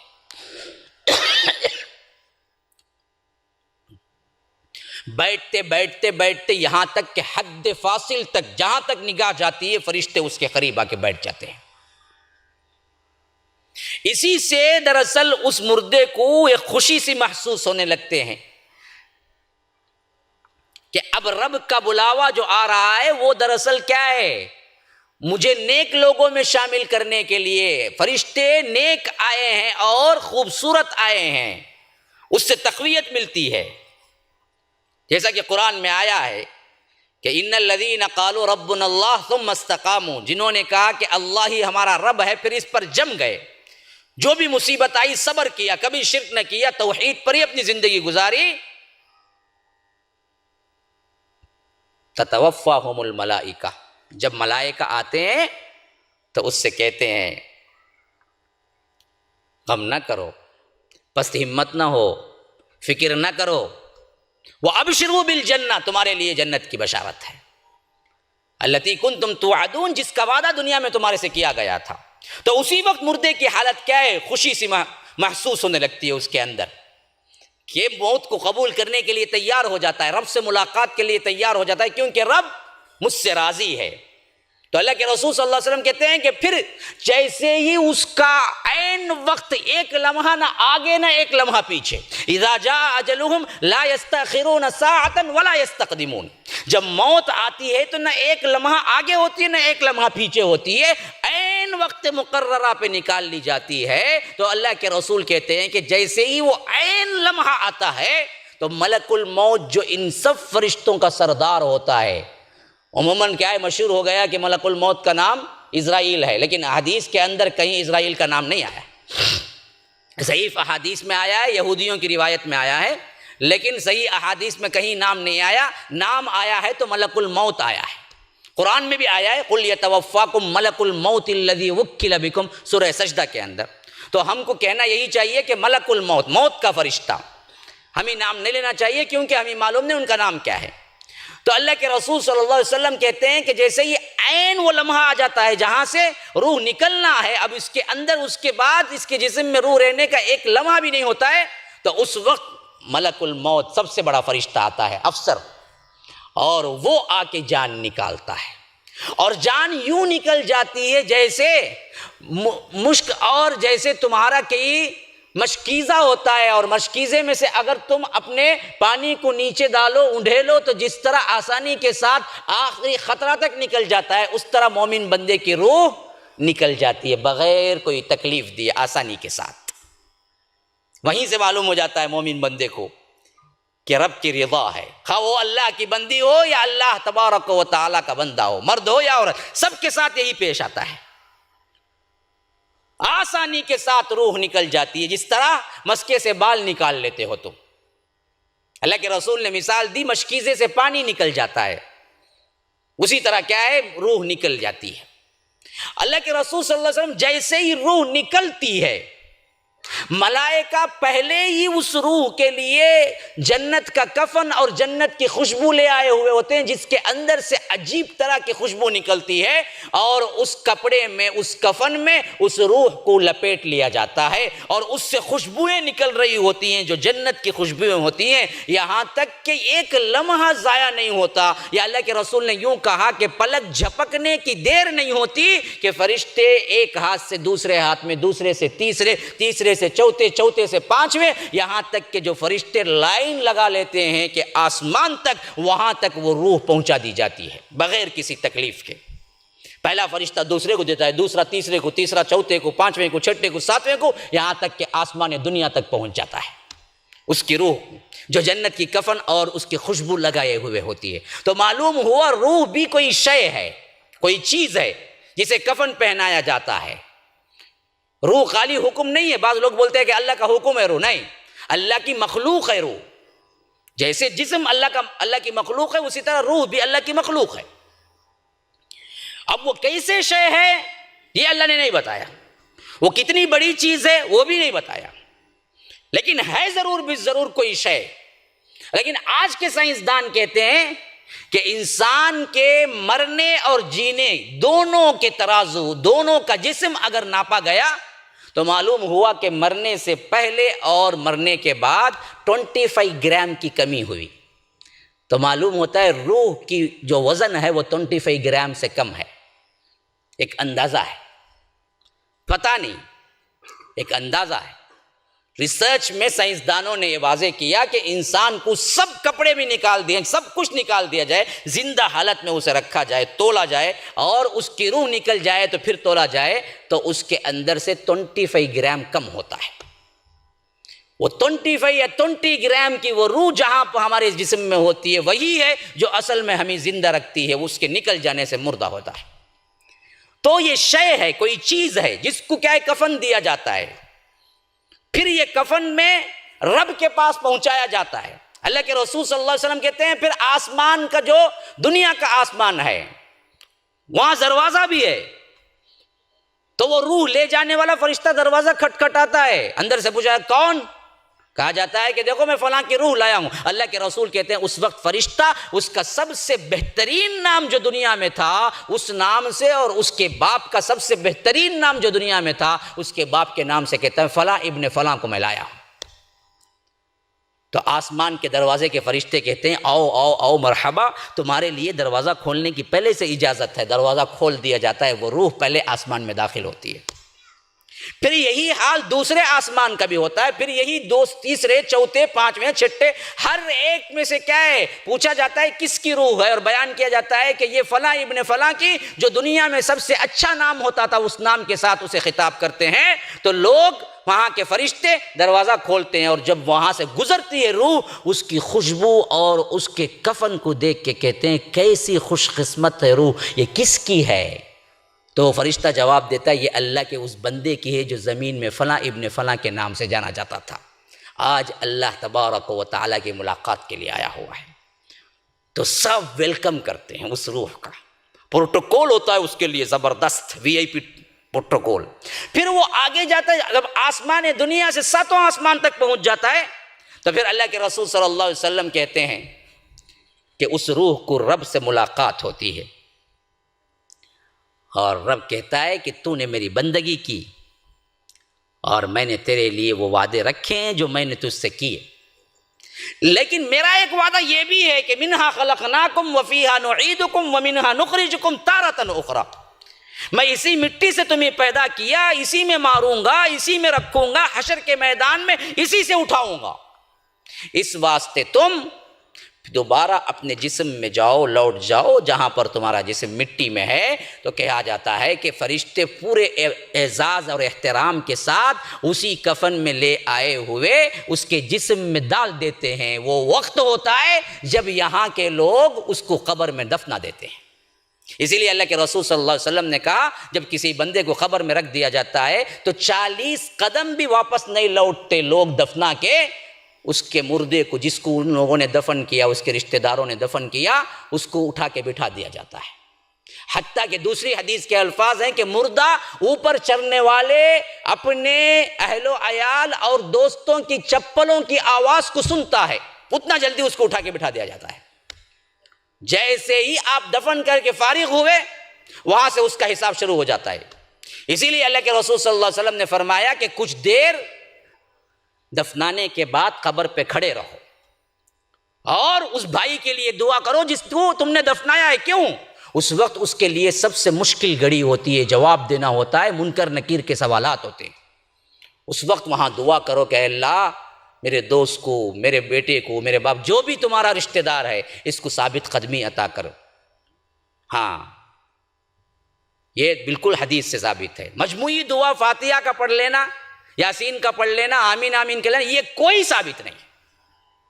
ثابت چیز جو ہے دفنانے کے بعد کچھ دیر انفرادی اکیلے حالت میں کھڑے ہونا اور اس کے لیے دعا کرنا، انفرادی، وہ بھی اجتماعی دعا نہیں، انفرادی کہنا کہ اے اللہ میرے بھائی کو جو بھی ہے دوست ہے جو بھی ہے اللہ اس کو کیا ہے ثابت قدمی عطا کر، اور فرشتوں کے جو سوالات ہوں گے اس میں آسانی عطا کر۔ یہ اللہ کے رسول کہا کرتے تھے اصحاب رسول اللہ سے کہ کچھ دیر کے لیے وہاں کھڑے ہو کے دعا کرو، کیونکہ یہ سب سے بڑی آزمائش کا وقت ہوتا ہے مردے کے لیے۔ اگر یہاں پاس ہو گیا، یہاں فیل ہو گیا تو پھر پورے منزلیں فیل ہی ہے۔ اسی لیے حضرت عثمان بن عفان کے بارے میں آتا رضی اللہ عنہ، جب قبرستان میں جاتے اور مردے کو دفنانے کا وقت آتا تو اتنا روتے کہ داڑھی مبارک تر ہو جاتی۔ تو بعض صحابہ نے کہا کہ خلیفۃ المسلمین آپ قرآن پڑھتے ہیں، وہاں عذاب کی آیتیں آتی ہیں اور اسی طرح دوسرے بڑے بڑے مصائب و آلام آتے ہیں، ایسے وقت میں سب آپ اتنا نہیں روتے جتنا آپ قبر میں دفناتے وقت اور دفنانے کے بعد روتے ہیں، یہ کیوں؟ تو کہا حضرت عثمان بن عفان نے کہ یہ ایسی منزل ہے، اگر یہاں انسان کامیاب ہو جائے تو اگلی تمام منزلیں کامیاب ہو جاتی ہیں، اگر اس انسان یہاں پھنس جائے تو پھر اگلی تمام منزلیں اس کے لیے کیا ہے دشوار ہو جاتی ہیں۔ اس واسطے مجھے رونا آتا ہے۔ تو اب سنو کیا ہوتا ہے پھر۔ اللہ کے رسول صلی اللہ علیہ وسلم کہتے ہیں کہ پھر وہ روح جیسے ہی اس کے جسم میں داخل ہوتی ہے، منکر نکیر آتے ہیں، دو فرشتے جو سوال کرتے ہیں، اسے اٹھا کے بٹھاتے ہیں، کہتے ہیں من ربک، ما دینک، من نبیک۔ خواہ عربی کا ایک لفظ بھی نہ پڑا ہو تبھی بھی اس کو سمجھ آتی ہے اس وقت کے فرشتے کیا پوچھ رہے ہیں۔ ہاں، فرشتے پوچھتے ہیں کہ بتا تیرا رب کون ہے، من ربک، ما دینک، بتا تیرا دین کیا ہے، من نبیک، بتا تیرا نبی کون ہے۔ دوسرے حدیث کے الفاظ ہیں ما ھذا الرجل الذی بعث فیکم، بتا اس شخص کے بارے میں تو کیا جانتا ہے جسے تیرے درمیان بھیجا گیا تھا۔ اللہ کے رسول صلی اللہ علیہ وسلم کیا جانتا ہے تو، کتنا علم ہے؟ تو اللہ کے رسول صلی اللہ علیہ وسلم کہتے ہیں کہ اگر وہ بندہ نیک ہوتا ہے تو وہ فر جواب دیتا ہے، خواہ اس کو عربی کا ایک لفظ بھی نہ آتا ہو کوئی مسئلہ نہیں، اگر وہ نیک عمل کیا جنتی ہے تو وہ کہتا ہے کہ ربی اللہ، اللہ میرا رب ہے، دینی الاسلام، میرا دین اسلام ہے، نبی محمد الرسول اللہ صلی اللہ علیہ وسلم، میرے نبی محمد صلی اللہ علیہ وسلم ہے۔ بخاری کے دوسرے احادیث میں اور ایک سوال آیا، 3 سوال مشہور ہو گئے ہیں لیکن 4واں ایک سوال بھی آیا ہے۔ جب بندہ یہ جواب دے دیتا ہے تو اس سے پوچھا جاتا ہے کہ فما ادرکتا، تجھے کیسے معلوم ہوا یہ سب کچھ؟ اللہ تیرا رب ہے، دین اسلام ہے، نبی تیرے محمد صلی اللہ علیہ وسلم ہے، یہ معلوم کیسے ہوا تجھے؟ تو اگر وہ نیک بندہ ہے، وہ جنتی ہے، تو وہ کہتا ہے قرأت کتاب اللہ وآمنت وصدقت بہ، مجھے ایسے معلوم ہوا کہ میں نے اللہ کی کتاب پڑھی، اس پر ایمان لایا، اس کے صدق دل سے اس کو مانا، تب مجھے معلوم ہوا کہ اللہ میرا رب ہے، دین میرا اسلام ہے، محمد صلی اللہ علیہ وسلم میرے نبی ہیں۔ ذرا بتاؤ مسلمانوں، اگر تم نے اپنی زندگی میں قرآن کو چھوا بھی نہیں، پڑھا بھی نہیں، تو جب فرشتہ پوچھے گا فما ادرکت، تو نے کیسے پہچانا تھا، ایسے مانا، تو وہاں جھوٹ بولو کہ میں نے قرآن پڑھا۔ ہماری زندگیاں کسی کی 50 ہو گئے، کسی کی 60 ہو گئے، کسی کی 40 ہو گئے، کسی کی 20 ہو گئے، کسی کی 30 ہو گئے، قرآن کا ایک لفظ پڑھنا نہیں آتا، ایک لفظ سمجھنا نہیں آتا۔ قبر میں سب سے پہلا سوال یہی ہوگا کہ پڑھا قرآن؟ اچھا اب آگے سنو، پھر اس کے بعد اس وہ فرشتے جو منکر نکیر ہوتے ہیں اس مردے کو ایک کھڑکی کھولتے ہیں جہاں سے جہنم کا منظر نظر آتا ہے، کانپ جاتا ہے مردہ، کہتے ہیں کہ دیکھ اصل میں تیرا ٹھکانہ یہ تھا، پھر وہ بند کر دیتے ہیں دروازہ، پھر دوسرا دروازہ کھولتے ہیں، کہتے ہیں کہ دیکھ وہاں جنت نظر آتی ہے، جنت کے انعامات نظر آتی ہیں، جنت کی خوشبو ہوائیں آ رہی ہوتی ہیں، کہتے ہیں کہ دیکھ اصل ٹھکانہ تیرا تو وہ تھا جو جہنم میں بتلایا گیا، لیکن رب نے تیرے اعمال کی وجہ سے تیرا ٹھکانہ یہاں لکھ دیا ہے، یہ لے یہ جنت، یہ ہے تیرا ٹھکانہ، یہاں پر تجھے پہنچا دیا جائے گا۔ حشر کے میدان میں آنے کے بعد تو وہ میت کہتی ہے کہ ابھی قائم کر دو، ابھی قائم کر دو قیامت کو، میں ابھی جانا چاہتا ہوں۔ تو فرشتے کہتے ہیں کہ نہیں نہیں نہیں، ابھی وقت ہے وہاں جانے کے لیے، اس وقت تک کے لیے تمہیں جنت کی ہواؤں فضاؤں اور خوشبوؤں میں رہتے ہوئے دلہن کی طرح، جس طرح پہلی رات کی دلہن سوتی ہے اس طرح اس کو آرام کے ساتھ سلا دیا جاتا ہے۔ اب اس کے بعد انعامات قبر جو کچھ اس کو ملنا ہوتے ہیں وہ ملتے رہتے ہیں قیامت تک کے لیے، بندہ خوش و خرم ہوتا ہے۔ یہ نیک بندے کے احوال ہے۔ اللہ کے رسول صلی اللہ علیہ وسلم نے یہ سنا کے پھر کہا کہ پتہ ہے وَأَمَّا الْمُنَافِقُ وَالْكَافِرُ، جب کسی منافق اور کافر کی روح نکالی جاتی ہے تو کیا بیتتا ہے؟ تو اصحاب رسول اللہ صلی اللہ علیہ وسلم نے کہا کہ اللہ کے رسول وہ بھی ہمیں بتا دیں آپ۔ تو اللہ کے رسول صلی اللہ علیہ وسلم نے کہا کہ جب کسی منافق اور کافر کی روح نکالنے کا موقع آتا ہے، موت کا وقت آتا ہے، تو ایسے فرشتے آتے ہیں جو کالے اور اس کے ساتھ ایسے ڈراؤنے صورت کے ہوتے ہیں کہ مردہ دہل جاتا ہے، وہ آ کے بیٹھنا شروع ہو جاتے ہیں۔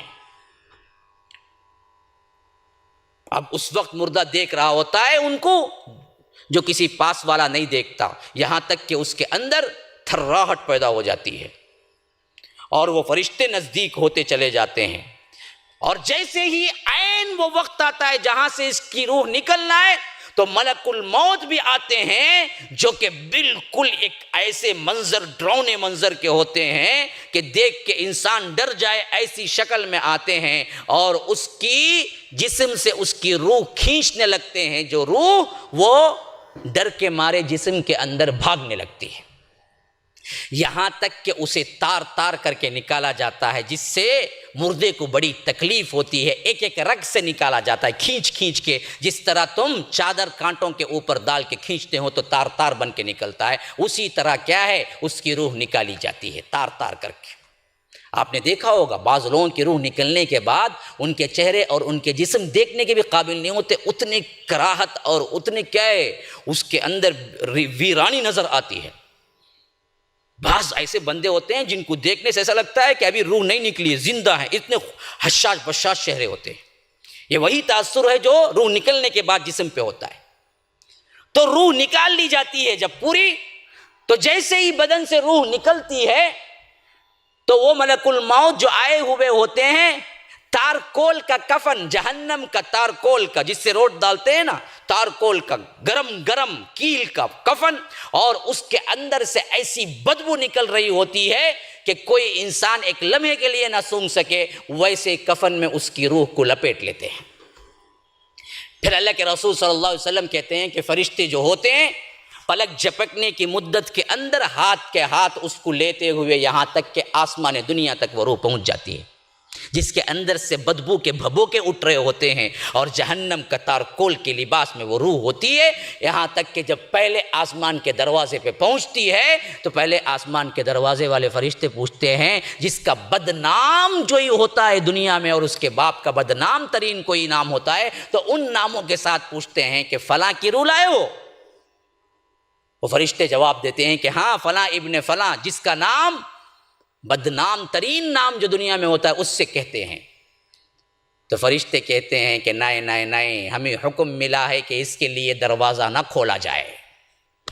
پھر اللہ کے رسول صلی اللہ علیہ وسلم نے سورہ اعراف کی آیت پڑھی کہ لا تفتح لهم ابواب السماء ولا يدخلون الجنة حتى يلج الجمل في سم الخياط۔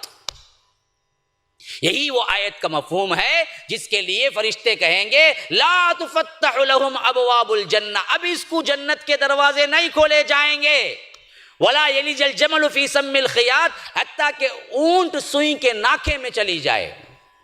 یعنی مطلب یہ ہے کہ کبھی نہیں ہو سکتا، کیونکہ اونٹ کیا ہے سوئی کے ناکے میں جا سکتا ہے، تاگا جانے میں مشکل ہوتی ہے تو اونٹ کہاں سے جانا سوئی کے ناکے میں۔ یہ محاورہ ہوتا ہے کہ یہ بولنے کے لیے کہ کبھی نہیں کھولے جائیں گے۔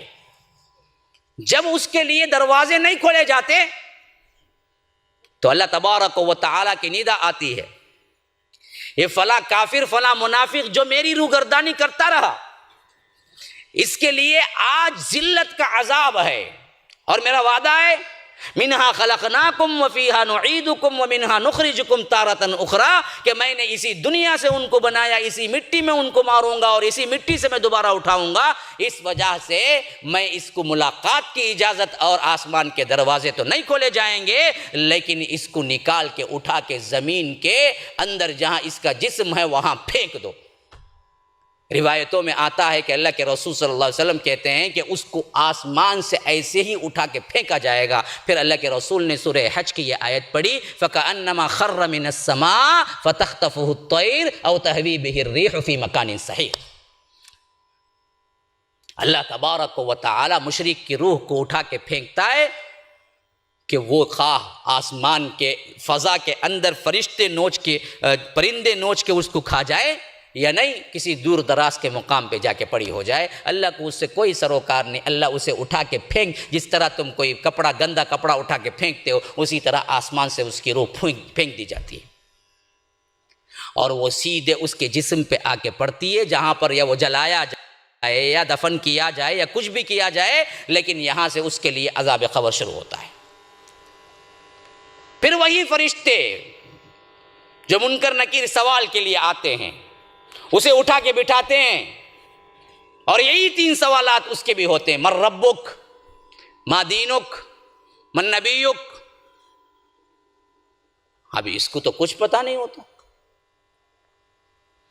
نہ اس نے پڑھا، نہ جانا، نہ معلوم ہوا، نہ کردار اچھا تھا۔ تو اللہ کے رسول صلی اللہ علیہ وسلم کہتے ہیں کہ ہر سوال کے جواب میں وہ کہتا ہے ہاتھ میں نہیں جانتا، لا ادری۔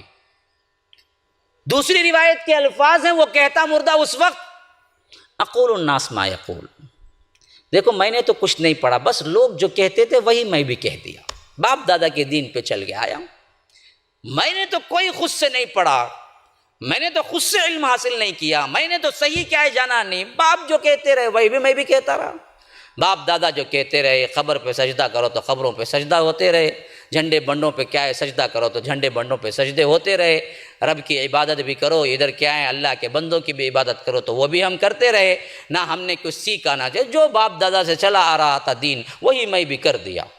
مردہ وہی کہے گا وہاں پر، اقول الناس ما یقول، لوگ جو کہتے تھے وہی میں بھی کہہ دیا، میں نے الگ سے پڑھا نہیں، لا ادری، میں نہیں جانتا، مجھے معلوم نہیں ہے۔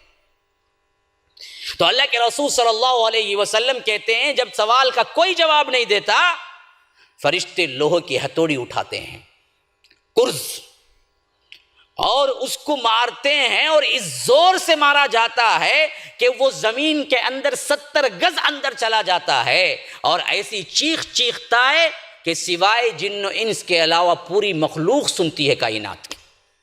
اسی لیے آپ دیکھے ہوں گے کبھی کبھی میں نے بھی مشاہدہ کیا، قبرستان سے گزرتے ہوئے کوئی بیل ہے، کوئی کتا ہے، کوئی اور جانور ہے، اچانک دوڑ لگائے گا یا اچانک روئے گا، کیونکہ اسے عذاب قبر محسوس ہوتا، ہم کو نہیں ہوتا۔ ہاں، جن و انس کے علاوہ کائنات کی ہر مخلوق سنتی ہے مردے کی آوازوں کو، عذاب قبر کو۔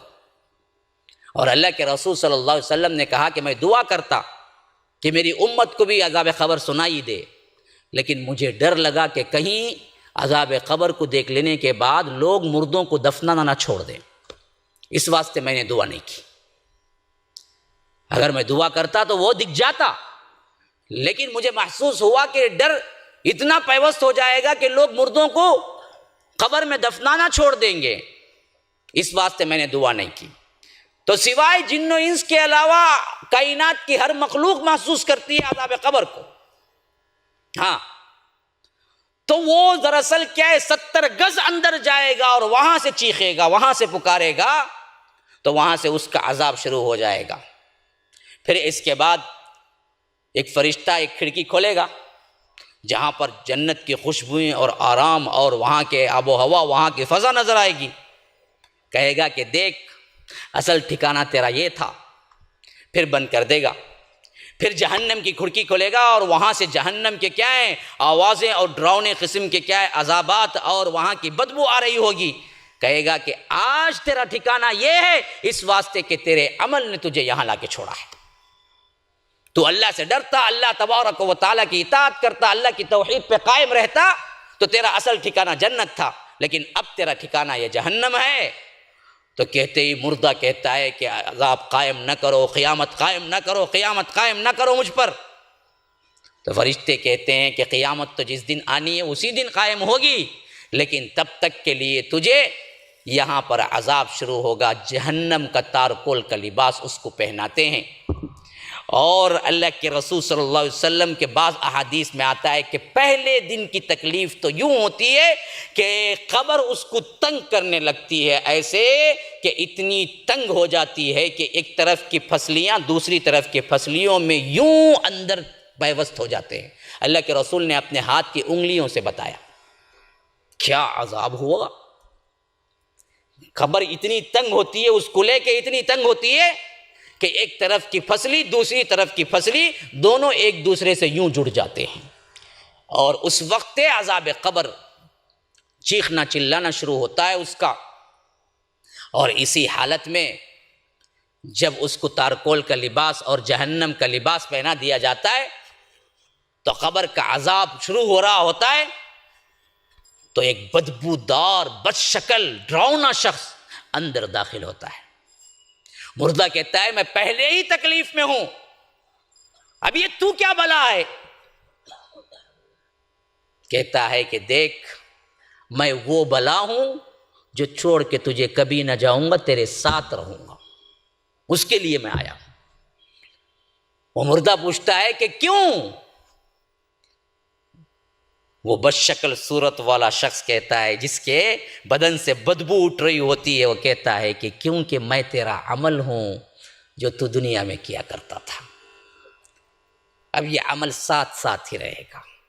تو نے جو کیا آج اس کو شکل میں دیکھ رہا ہے، تو نے یہی برا عمل کیا تھا، راتوں میں پکچر دیکھنا، راتوں میں فحشکاری کرنا، راتوں میں کیا ہے انٹرنیٹ پہ کیا ہے غلاظت دیکھنا، راتوں میں اسی طرح کیا ہے اللہ تبارک و تعالیٰ کی نافرمانی کرنا، اسی طرح اللہ کو ناراض کرنا، اللہ تبارک و تعالیٰ کے احکامات کو پامال کرنا، یہی تیرے برے عمل تھے جس کی وجہ سے میری شکل یہ ہوئی، تو ہی نے بنایا ہے، اب تیرے ہی ساتھ رہوں گا۔ اسی وجہ سے اللہ کے رسول کہتے ہیں کہ جب انسان مرتا ہے تو سب کچھ خطا ہو جاتا ہے، سب کچھ منقطع ہوتا ہے، سب کچھ کٹ جاتا ہے، لیکن ایک چیز اس کے ساتھ جاتی ہے، وہ اس کا عمل ہے، وہ عمل ساتھ رہتا ہے۔ اسی طرح اگر کوئی جنتی ہوتا ہے تو ابھی کہا جاتا ہے اس کو کہ تو دلہن کی طرح سو جا بڑے اطمینان کے ساتھ، تو اسی وقت یہ خوبصورت ترین چہرے والا جس کے بھی بعد سے کیا ہے خوشبوئیں اٹھ رہی ہوتی ہیں وہ اندر داخل ہوتا ہے۔ تو مردہ کہتا ہے کہ پہلے ہی میں بڑا خوش ہوں، اور یہ آپ کون ہیں جو اندر آئے ہیں؟ تو وہ شخص کہتا ہے میں وہ ہوں جو تمہارے ساتھ ہمیشہ رہوں گا۔ تو وہ شخص پوچھتا ہے کہ اچھا تو بتاؤ کہ کیوں میرے ساتھ رہو گے؟ تو وہ جنتی شخص کو وہ شخص کہتا ہے کہ اصل میں ہی تمہارا عمل ہوں، تم نے جو کچھ بھی نیک کام کیے، تم نے جو کچھ بھی نمازیں پڑھی، تم نے جو کچھ بھی روزے رکھے، تم نے جو کچھ بھی نیک اعمال کیے، تم نے جو کچھ بھی رات کے اندھیرے میں اٹھ کے اللہ سے دعائیں مانگی، تہجد پڑھی، اس کی شکل اللہ نے یہ دی ہے، اب میں تمہارا خیال رکھوں گا، تمہارے ساتھ رہوں گا۔ یہ قبر کی زندگی ہے، یہ قبر کی زندگی ہے، برحق ہے، اس پر سے ہر ایک کو گزرنا ہے، اور تیاری کے لیے آپ کو موقع ملا ہوا ہے۔ کتنی بھی بڑی رحم دل یونیورسٹی کیوں نہ ہو یا رحم دل پرنسپل کیوں نہ ہو، کبھی ایگزامینیشن کا پیپر جو ہے سوال نامہ ریلیز نہیں کرتا، کبھی کوئی ایگزامینیشن کا سوال نامہ پہلے ہی ہاتھ میں نہیں دیتا، کیا سوال آنے والا ہے یہ نہیں بتاتا، بغیر بتائے امتحان لیتا ہے۔ لیکن رب کی رحمانیت اور رحیمیت دیکھو، رب نے تمہارے سوال نامہ تمہارے ہاتھ میں پہلے ہی دے دیا ہے کہ تمہارا سوال یہ ہوگا، اور تیاری کرنے کے لیے پوری زندگی دی، پھر بھی تم تیاری کیے بغیر جا کے وہاں پہنچتے ہو اور جہنم میں جاتے ہو، تو رب ظالم ہے یا تم ظالم ہو؟ بتاؤ تو صحیح۔ اللہ نے پہلے ہی پرچہ دے دیا، یہ 3 سوال ہونے والے ہیں تمہارے قبر کے اندر، تیاری کر لو، اور ایک 5 سوال کا ایک پرچہ حشر کے میدان میں ہوگا، پورے ملا کے 8 سوال ہیں۔ 3 یہاں پہنچتے ہی جیسے ہی کیا ہے موت طاری ہوئی، روح نکلی، 3 سوال کا پرچہ، اس کے لیے تیاری کر لو۔ پھر دوسرا مرحلہ، اچھا ہو یا برا، انعام ہو یا اکرام، اللہ تبارک و تعالیٰ نے کیا ہے تمہارے لیے جنت لکھی ہو یا جہنم، اس کا ایک مزہ تو ضرور بھی ضرور عذاب قبر یا انعامات قبر کے حیثیت سے تمہیں جب تک قائم ہے یہ دنیا ملتا رہے گا، اور اس کا نام رب نے فرمایا برزخ۔ جو آیت میں نے 100 نمبر کی پہلے پڑھی تھی سورہ مومنون کی، اس آیت میں یہی کہا گیا، جب مردے سے کیا ہے بد کردار سے روح قبض ہوگی تو بولے گا ارجعون، واپس لوٹا دو، واپس لوٹا دو، لعلی اعمل صالحا، میں اچھا کام کر کے آؤں گا، پھر ذرا سا ٹائم دے دو۔ تو اللہ کہے گا نہیں کلا، نہیں نہیں نہیں نہیں، ٹائم ختم تمہارا، ایک مرتبہ ہی ٹائم دیتے ہیں ہم، دنیا کی ایگزام کی طرح نہیں کہ فیل ہو جائے تو پھر کیا ہے اٹیمپٹ لکھ لو، پھر ایک بار اٹیمپٹ لکھ لو۔ کتنے لوگ اٹیمپٹ لکھ کے ڈاکٹر بن گئے؟ تو اٹیمپٹ نہیں ہے، ایک ہی مرتبہ ہے، ایک مرتبہ۔ اس زندگی کو تم بنا لو، پھر گئی، خون کے آنسو روئیں گے۔ اللہ کے رسول نے فرمایا جہنمی اتنا روئیں گے کہ ان پر کشتی چلائی جا سکتی ہے، کشتی، اتنا پانی جمع ہوگا، اتنا رو کے معافی مانگیں گے، اللہ ایک زندگی دے دے، ہم اچھا عمل کر کے آئیں گے۔ اللہ بولے گا کہ نہیں، میں تمہیں دے چکا ہوں ایک مرتبہ، اس کے بعد کوئی چانس نہیں، چانس ختم۔ تو اللہ کہے گا کلا، نہیں ہرگز نہیں، تمہیں واپس نہیں کیا جائے گا۔ انہا کلمۃ هو قائلھا، یہ تو ایک کلمہ ہے جو تم بکے جا رہے ہو، اب تمہارے لیے کوئی واپسی نہیں ہے۔ وَمِن وَرَائِهِمْ بَرْزَخٌ إِلَىٰ يَوْمِ يُبْعَثُونَ، اب تو تمہیں برزخ میں پڑے رہنا ہے اس وقت تک کے لیے جب ہم تمہیں دوبارہ اٹھا کھڑا کریں گے۔ تو میں نے اب یہ عذابات اور انعامات کی جو تفصیل براء ابن عازب کی روایت سے آپ لوگوں کے سامنے اللہ کے رسول صلی اللہ علیہ وسلم کے وہ اقوال جو پورے رکھے، یہ پورا کہاں ہو رہا ہوگا؟ یہ برزخ میں ہو رہا ہوگا، اس وقت تک ہوگا جب تک دوبارہ قیامت قائم نہیں ہوگی اور اس کو نہ اٹھایا جائے گا۔ اب اس کیفیت کو اصلاً کیا ہے یہ کوئی نہیں سمجھ سکتا، جو بتایا گیا اس پر ہمیں ایمان ہے، یہ سب کچھ ہوگا، لیکن کیسے ہوگا، کہاں ہوگا، یہ اللہ ہی بہتر جانتا ہے۔ اللہ نے صرف یہ کہا کہ وَمِن وَرَائِهِمْ بَرْزَخ، وہ برزخ میں ہیں، اور عربی میں برزخ کہتے ہیں پردے کو، اوٹ کو، جیسا کہ دیکھیے یہاں اسکرین لگی ہوئی ہے، تو اب ہم اس کے پار کا نہیں دیکھتے، تو یہ دراصل اس جگہ کے اس جگہ کے لیے برزخ ہے۔ اب یہ پردہ دراصل برزخ بنا ہوا ہے کہ ہمیں اس پار نہیں دکھاتا، اس پار والا اس پار کو نہیں دیکھتا، اس پار والا اس پار، ایسے ہی کیا ہے دنیا اور آخرت کے درمیان ایک پردہ ہے جہاں پر یہ روحیں رکھی جائیں گی، جہاں پر عذاب ہوگا یا انعام ہوگا، اس کا نام برزخ ہے۔ جو یہاں رہنے والا وہاں نہیں دیکھ سکتا، وہاں جانے کے بعد یہاں نہیں دیکھ سکتا۔ اب یہ جتنے قصے گھڑ لیے گئے ہیں، بدروح ہیں، انہوں آتے فلاں ہوتے، یہ سب کے سب ڈھکوسلے اور کیا ہیں من گھڑت ہیں، کوئی کتاب و سنت سے ثابت نہیں۔ یہاں آنے والا وہاں نہیں دیکھ سکتا، وہاں گئے بعد یہاں نہیں دیکھ سکتا۔ ہاں ان کے ولی ہیں کہتے جو سب دیکھتے رہتے، کہتے اندر سے نیچے سے پورا دیکھتے، کہتے کیا کیا ہولے کو ہے، وہ پکارتے ہی آتے بھی کہتے، مدد کر کو جاتے بھی کہتے۔ یہ سب کے سب کیا خرافات ہیں، بے بنیاد باتیں ہیں جس کا کوئی ثبوت قرآن و سنت میں نہیں ہے۔ ہاں کوئی نہیں دیکھ سکتا آگے پیچھے۔ وَمِن وَرَائِهِمْ بَرْزَخ، ہم نے برزخ طاری کر دی، یہاں رہے گا یہاں کا، وہاں چلے جائے گا تو یہاں کا معلوم نہیں ہوگا اس کو، الا یہ کہ اللہ خود بتائے، دیکھ نہیں سکتا، اللہ بتا سکتا ہے۔ مثلا کوئی بندہ کیا ہے دعا کر رہا ہے، باپ مر گیا، بڑے خلوص دل سے بیٹا دعا کر رہا ہے، اللہ ان کو بخش دے، اللہ ان کو کیا ہے رحمت میں رکھ، اللہ ان کے عذاب کو کم کر، تو اللہ تبارک و حدیث میں آتا ہے کہ اچانک عذاب یا اچانک انعام بڑھ جاتا ہے۔ تو وہ خبر کا مردہ پوچھتا ہے اے اللہ میں نے کوئی عمل کیا ہی نہیں، آج اچانک کیسے عمل کا جو کچھ بھی انعام کا مسئلہ تھا وہ بڑھ گیا؟ تو اللہ بولتا ہے تیرا بیٹا تو نے جو پالا پوسا تربیت کی، نیک دینداری کی، اس نے تیرے لیے دعا کی جس کی وجہ سے تیرا مرتبہ ہم نے بڑھا دیا۔ تو اپنے بچوں کو دینداری سکھاؤ، دنیا داری نہ سکھاؤ۔ ایسے بھی ہم نے اولاد دیکھے ہیں جن کے باپ کا جنازہ مسجد میں رکھا ہوا ہے اور بیٹا باہر کھڑا ہوا ہے، پوچھا تو بولتا کہ نماز پڑھنی نہیں آتی اس واسطے کھڑا ہوا۔ ایسے بیٹے پیدا کر کے کیا کرنا ہے جو اپنے باپ کے نماز جنازے کو نہ پڑھ سکے یا دعا نہ کر سکے۔ اولاد کو ایسی تربیت دو کہ وہ تمہارے لیے صدقہ جاریہ بنے، تمہیں دعائیں کرتے رہیں، ہر دعا میں یاد رکھیں تاکہ تمہیں اللہ تبارک و تعالیٰ درجات بلند کرتے رہے۔ کچھ نہ سکھاؤ، ایک پیسے کی، کوئی ٹیکنالوجی، کوئی دنیا داری، کوئی بزنس، کچھ نہ سکھاؤ، اللہ کل قیامت کے دن تم سے نہیں پوچھے گا کہ تم نے بیٹے کو کیوں نہیں سکھایا۔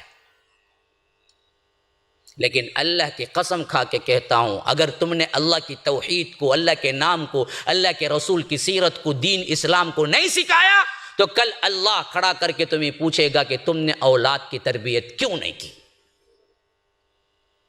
یہ تمہارے اوپر کا سوال ہے۔ ہر آدمی ذمہ دار ہے اپنے گھر کا، لیکن ہم الٹا کرتے ہیں۔ دنیا میں تو بڑا خیال رکھتے ہیں، بچے کو تھوڑی سی کھانسی ہو گئی، لو چلو ڈاکٹر کے پاس، پتہ نہیں کیا ہو گیا ہے۔ بچہ تھوڑا سا کم کھایا، پریشان ہو جاتے ہیں۔ بچے کو تھوڑا سا درد اٹھا، پریشان ہو جاتے ہیں۔ لیکن یہی بچہ نماز نہیں پڑھتا، یہی بچہ میوزک میں بیٹھا ہوا ہے، یہی بچہ اللہ تبارک و تعالیٰ کی نافرمانی کرتا ہے، تو ہم کہتے ہیں کہ چھوٹا بچہ ہے بھائی، اللہ بڑا رحیم ہے بھائی، چھوڑو بھائی۔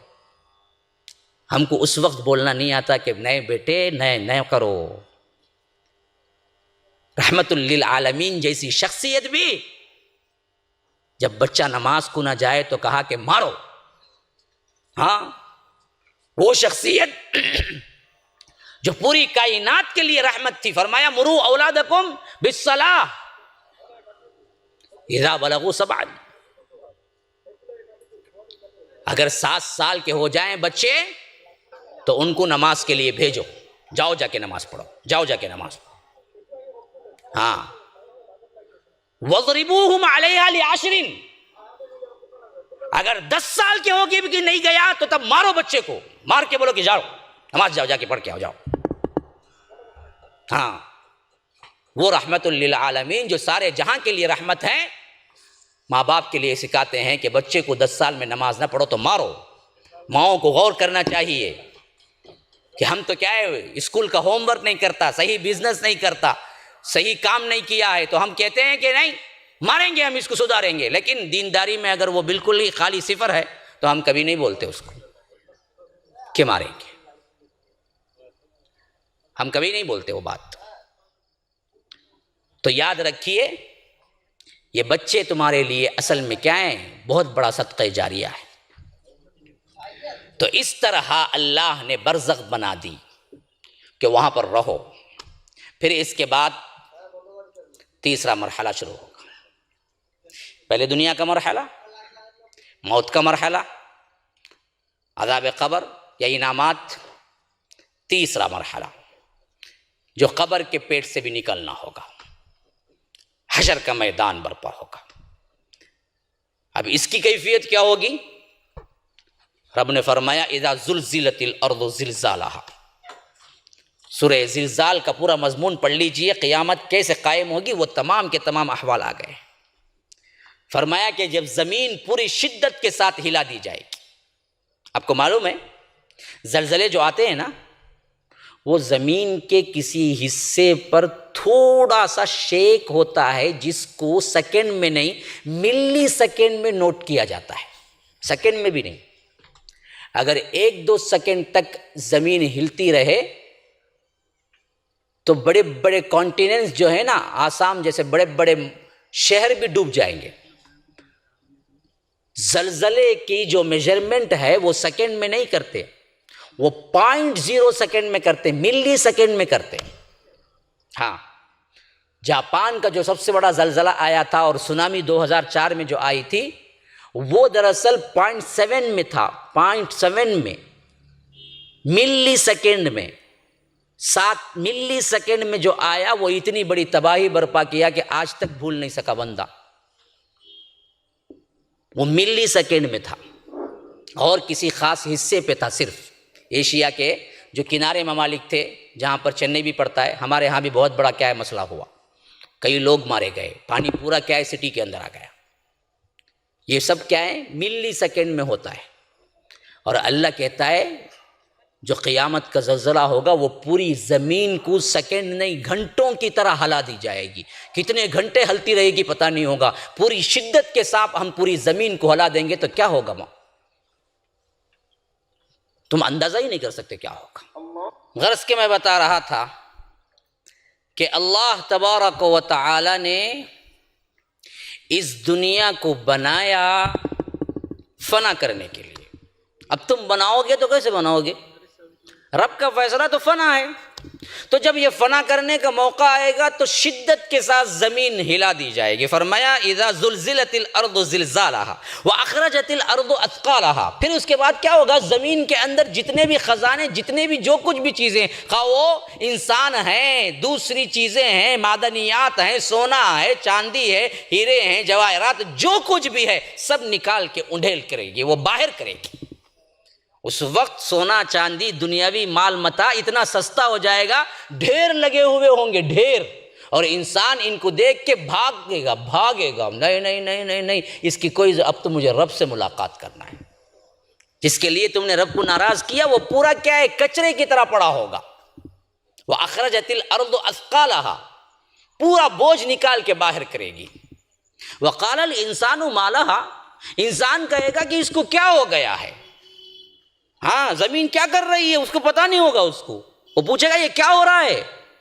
وقال الانسان ما لها يومئذ تحدث اخبارها، جب زمین تمہاری ایک ایک خبر پڑھ کے سنائے گی، یہ بندہ فلاں میرے اوپر چلتا تھا، وہاں اس دن چل کے کیا ہے سنیما تھیٹر گیا، وہاں اس دن چل کے کیا ہے برائی کی، وہاں اس دن ہاتھ سے ایسا کیا، آنکھ سے ایسا، جو کچھ بھی زمین پر تم نے کیا وہ سب کا سب اخبار پڑھ کے سنائے گی کہ رب یہ بدبخت ہے جو تیری نافرمانی کرتا رہا. تو حدث اخبارہا، تمہارا ایک ایک ایکشن ریکارڈ ہو رہا ہے دنیا کے اندر، جیسا کیمرہ میری ایک ایک آواز اور ایکشن ریکارڈ کر رہا ہے. تم کیا سمجھتے ہو کوئی دیکھنے والا نہیں ہے؟ نہیں نہیں نہیں، دو فرشتے بیٹھے ہوئے ہیں اور زمین بھی خود ریکارڈ کر رہی ہے، جو احوال بعد میں تمہاری بیان کرے گی جیسے ہی تم رب کے پاس پہنچو گے. یہ بدبخت ہے جو تیری نافرمانی میں یوں یوں یوں یوں کیا. تو حدث اخبارہا بأن ربک اوحی لہا، کیونکہ اس کے رب نے اسے یہ اختیار دیا ہوگا. جو زمین آج بات نہیں کرتی، اسی رب نے جس نے آج بات کرنے سے منع کیا ہے کل اس کو اختیار دے گا کہ بول تیرے اوپر رہنے والے لوگ کیا کرتے تھے، تو وہ بولے گی، پورے احوال بیان کرے گی. بأن ربک اوحی لہا یومئذ یصدر الناس اشتاتا لیروا اعمالہم، خبروں ایسے نکلیں گے لوگ جیسے کیا ہیں یہ پتنگے جو ابھی آپ لائٹ کے سامنے دیکھ رہے ہیں، جس طرح بکھرے ہوئے پتنگے دکھ رہے ہیں، ویسے ہی لوگ کیا ہیں قبروں کے پیٹوں سے نکل کے رب کی طرف بھاگ رہے ہوں گے. اپنے اعمال وہاں پر وہ لوگ اپنے آنکھوں سے دیکھ رہے ہوں گے، کیونکہ اب اعمال کو دیکھنے کا وقت آ چکا ہوگا. فَمَن يَعْمَلْ مِثْقَالَ ذَرَّةٍ خَيْرًا يَرَهُ وَمَن يَعْمَلْ مِثْقَالَ ذَرَّةٍ شَرًّا يَرَهُ، جس نے بھی رائی کے دانے کے برابر بھی کوئی اچھا کام کیا ہوگا وہ اس کو دیکھ لے گا، جس نے بھی رائی کے دانے کے برابر بھی برا کام کیا ہوگا وہ اس کو دیکھ لے گا. اللہ تبارک و تعالی فیصلہ کر دے گا، کسی کے ساتھ ناانصافی نہیں ہوگی. وَمَا رَبُّكَ بِظَلَّامٍ لِّلْعَبِيدِ، رب العالمین تمہارے ساتھ ظالم نہیں ہے. القارعہ کہا کہ کھڑکھڑا دینے والی. مل قارعہ، تم کیا سمجھتے ہو کھڑکھڑا دینے والی کیا ہے؟ وما ادراک مل قارعہ، تمہیں کیا معلوم کہ قارعہ کیا ہے؟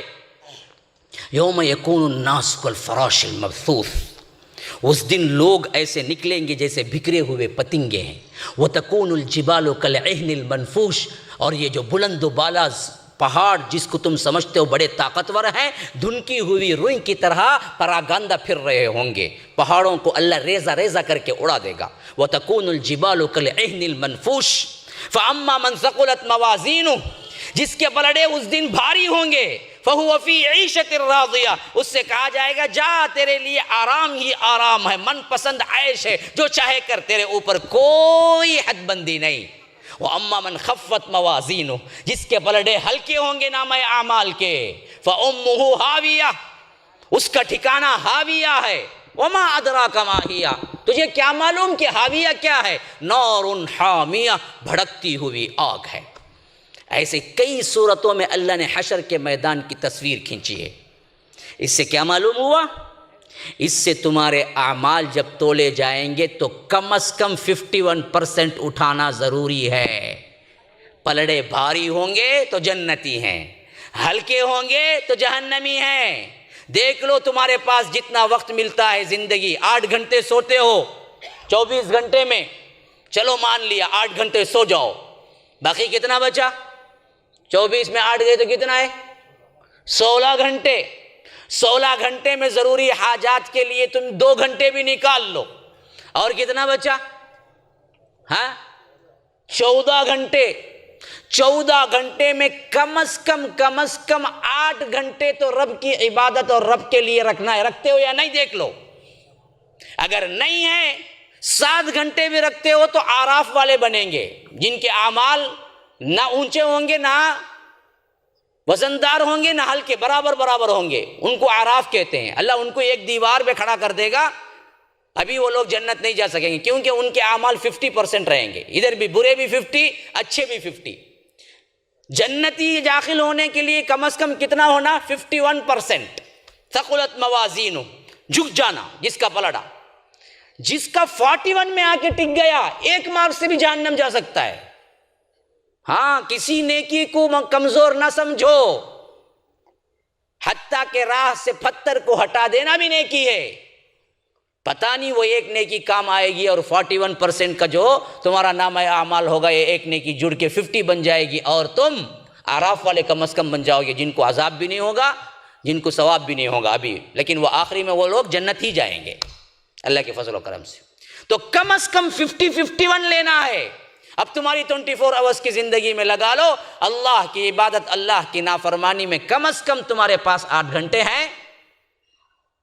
8 گھنٹے کیا، ہم تو 5-10 منٹ نماز کو نہیں دیتے تو 8 گھنٹے کیا دیں گے؟ تو تمہارے نامہ اعمال وزندار ہوں گے، اگر نہیں ہوئے تو پھر تو خطرہ ہی خطرہ ہے۔ تو مسلمانوں، میں نے ایک خاکہ دیا تقریباً 1.5-2 گھنٹے کی، یہ پوری مجلس میں جو احوال میں نے بیان کیے، یہ سن کے کان کے ذوق کے لیے بہت اچھا تھا، کہہ کے جانے کے لیے نہیں کیا۔ اس سب کا خلاصہ 1 منٹ میں کہتا ہوں۔ دیکھو، اللہ نے یہ زندگی دی ہے اس زندگی کو اچھا بنانے کے لیے، یہ آزمائش ہے بس۔ تو اس کو اصل نہ سمجھو، اصل تمہارا وہی ٹھکانہ ہے جہاں ہمارے باپ کو اللہ نے رکھا تھا، پہلے آدم کو۔ وہ جنت پھر تمہیں بلا رہی ہے، اس کی تیاری کے لیے یہ زندگی اللہ نے دی ہے۔ اور اس زندگی کے مقابلے میں وہ زندگی اتنی چھوٹی ہے جس زندگی کے شروعات کا پہلا دن ہی 50,000 سال ہوں گے۔ فی یوم 50,000 سنہ، 50,000 سال۔ پہلا حشر کا دن کتنے ہزار سال؟ 50,000 سال پہلا دن۔ پتہ نہیں اس کے بعد کتنا عرصہ رہنا پڑے گا، جو کہ ختم ہی نہیں ہوگا۔ لیکن پہلے دن کے مقابلے میں بھی آج کی 70-80 سال کی زندگی تم کیلکولیٹ کر لو تو 1 منٹ کی زندگی بھی نہیں بنتی۔ تو رب صرف اتنا بولتا ہے کہ یہ 1 منٹ کی زندگی مجھے دے دو، کل قیامت کے 50,000 سال کی جو زندگی لمبی پڑی ہوئی ہے وہ سب میں تمہارے لیے رکھ دیتا ہوں۔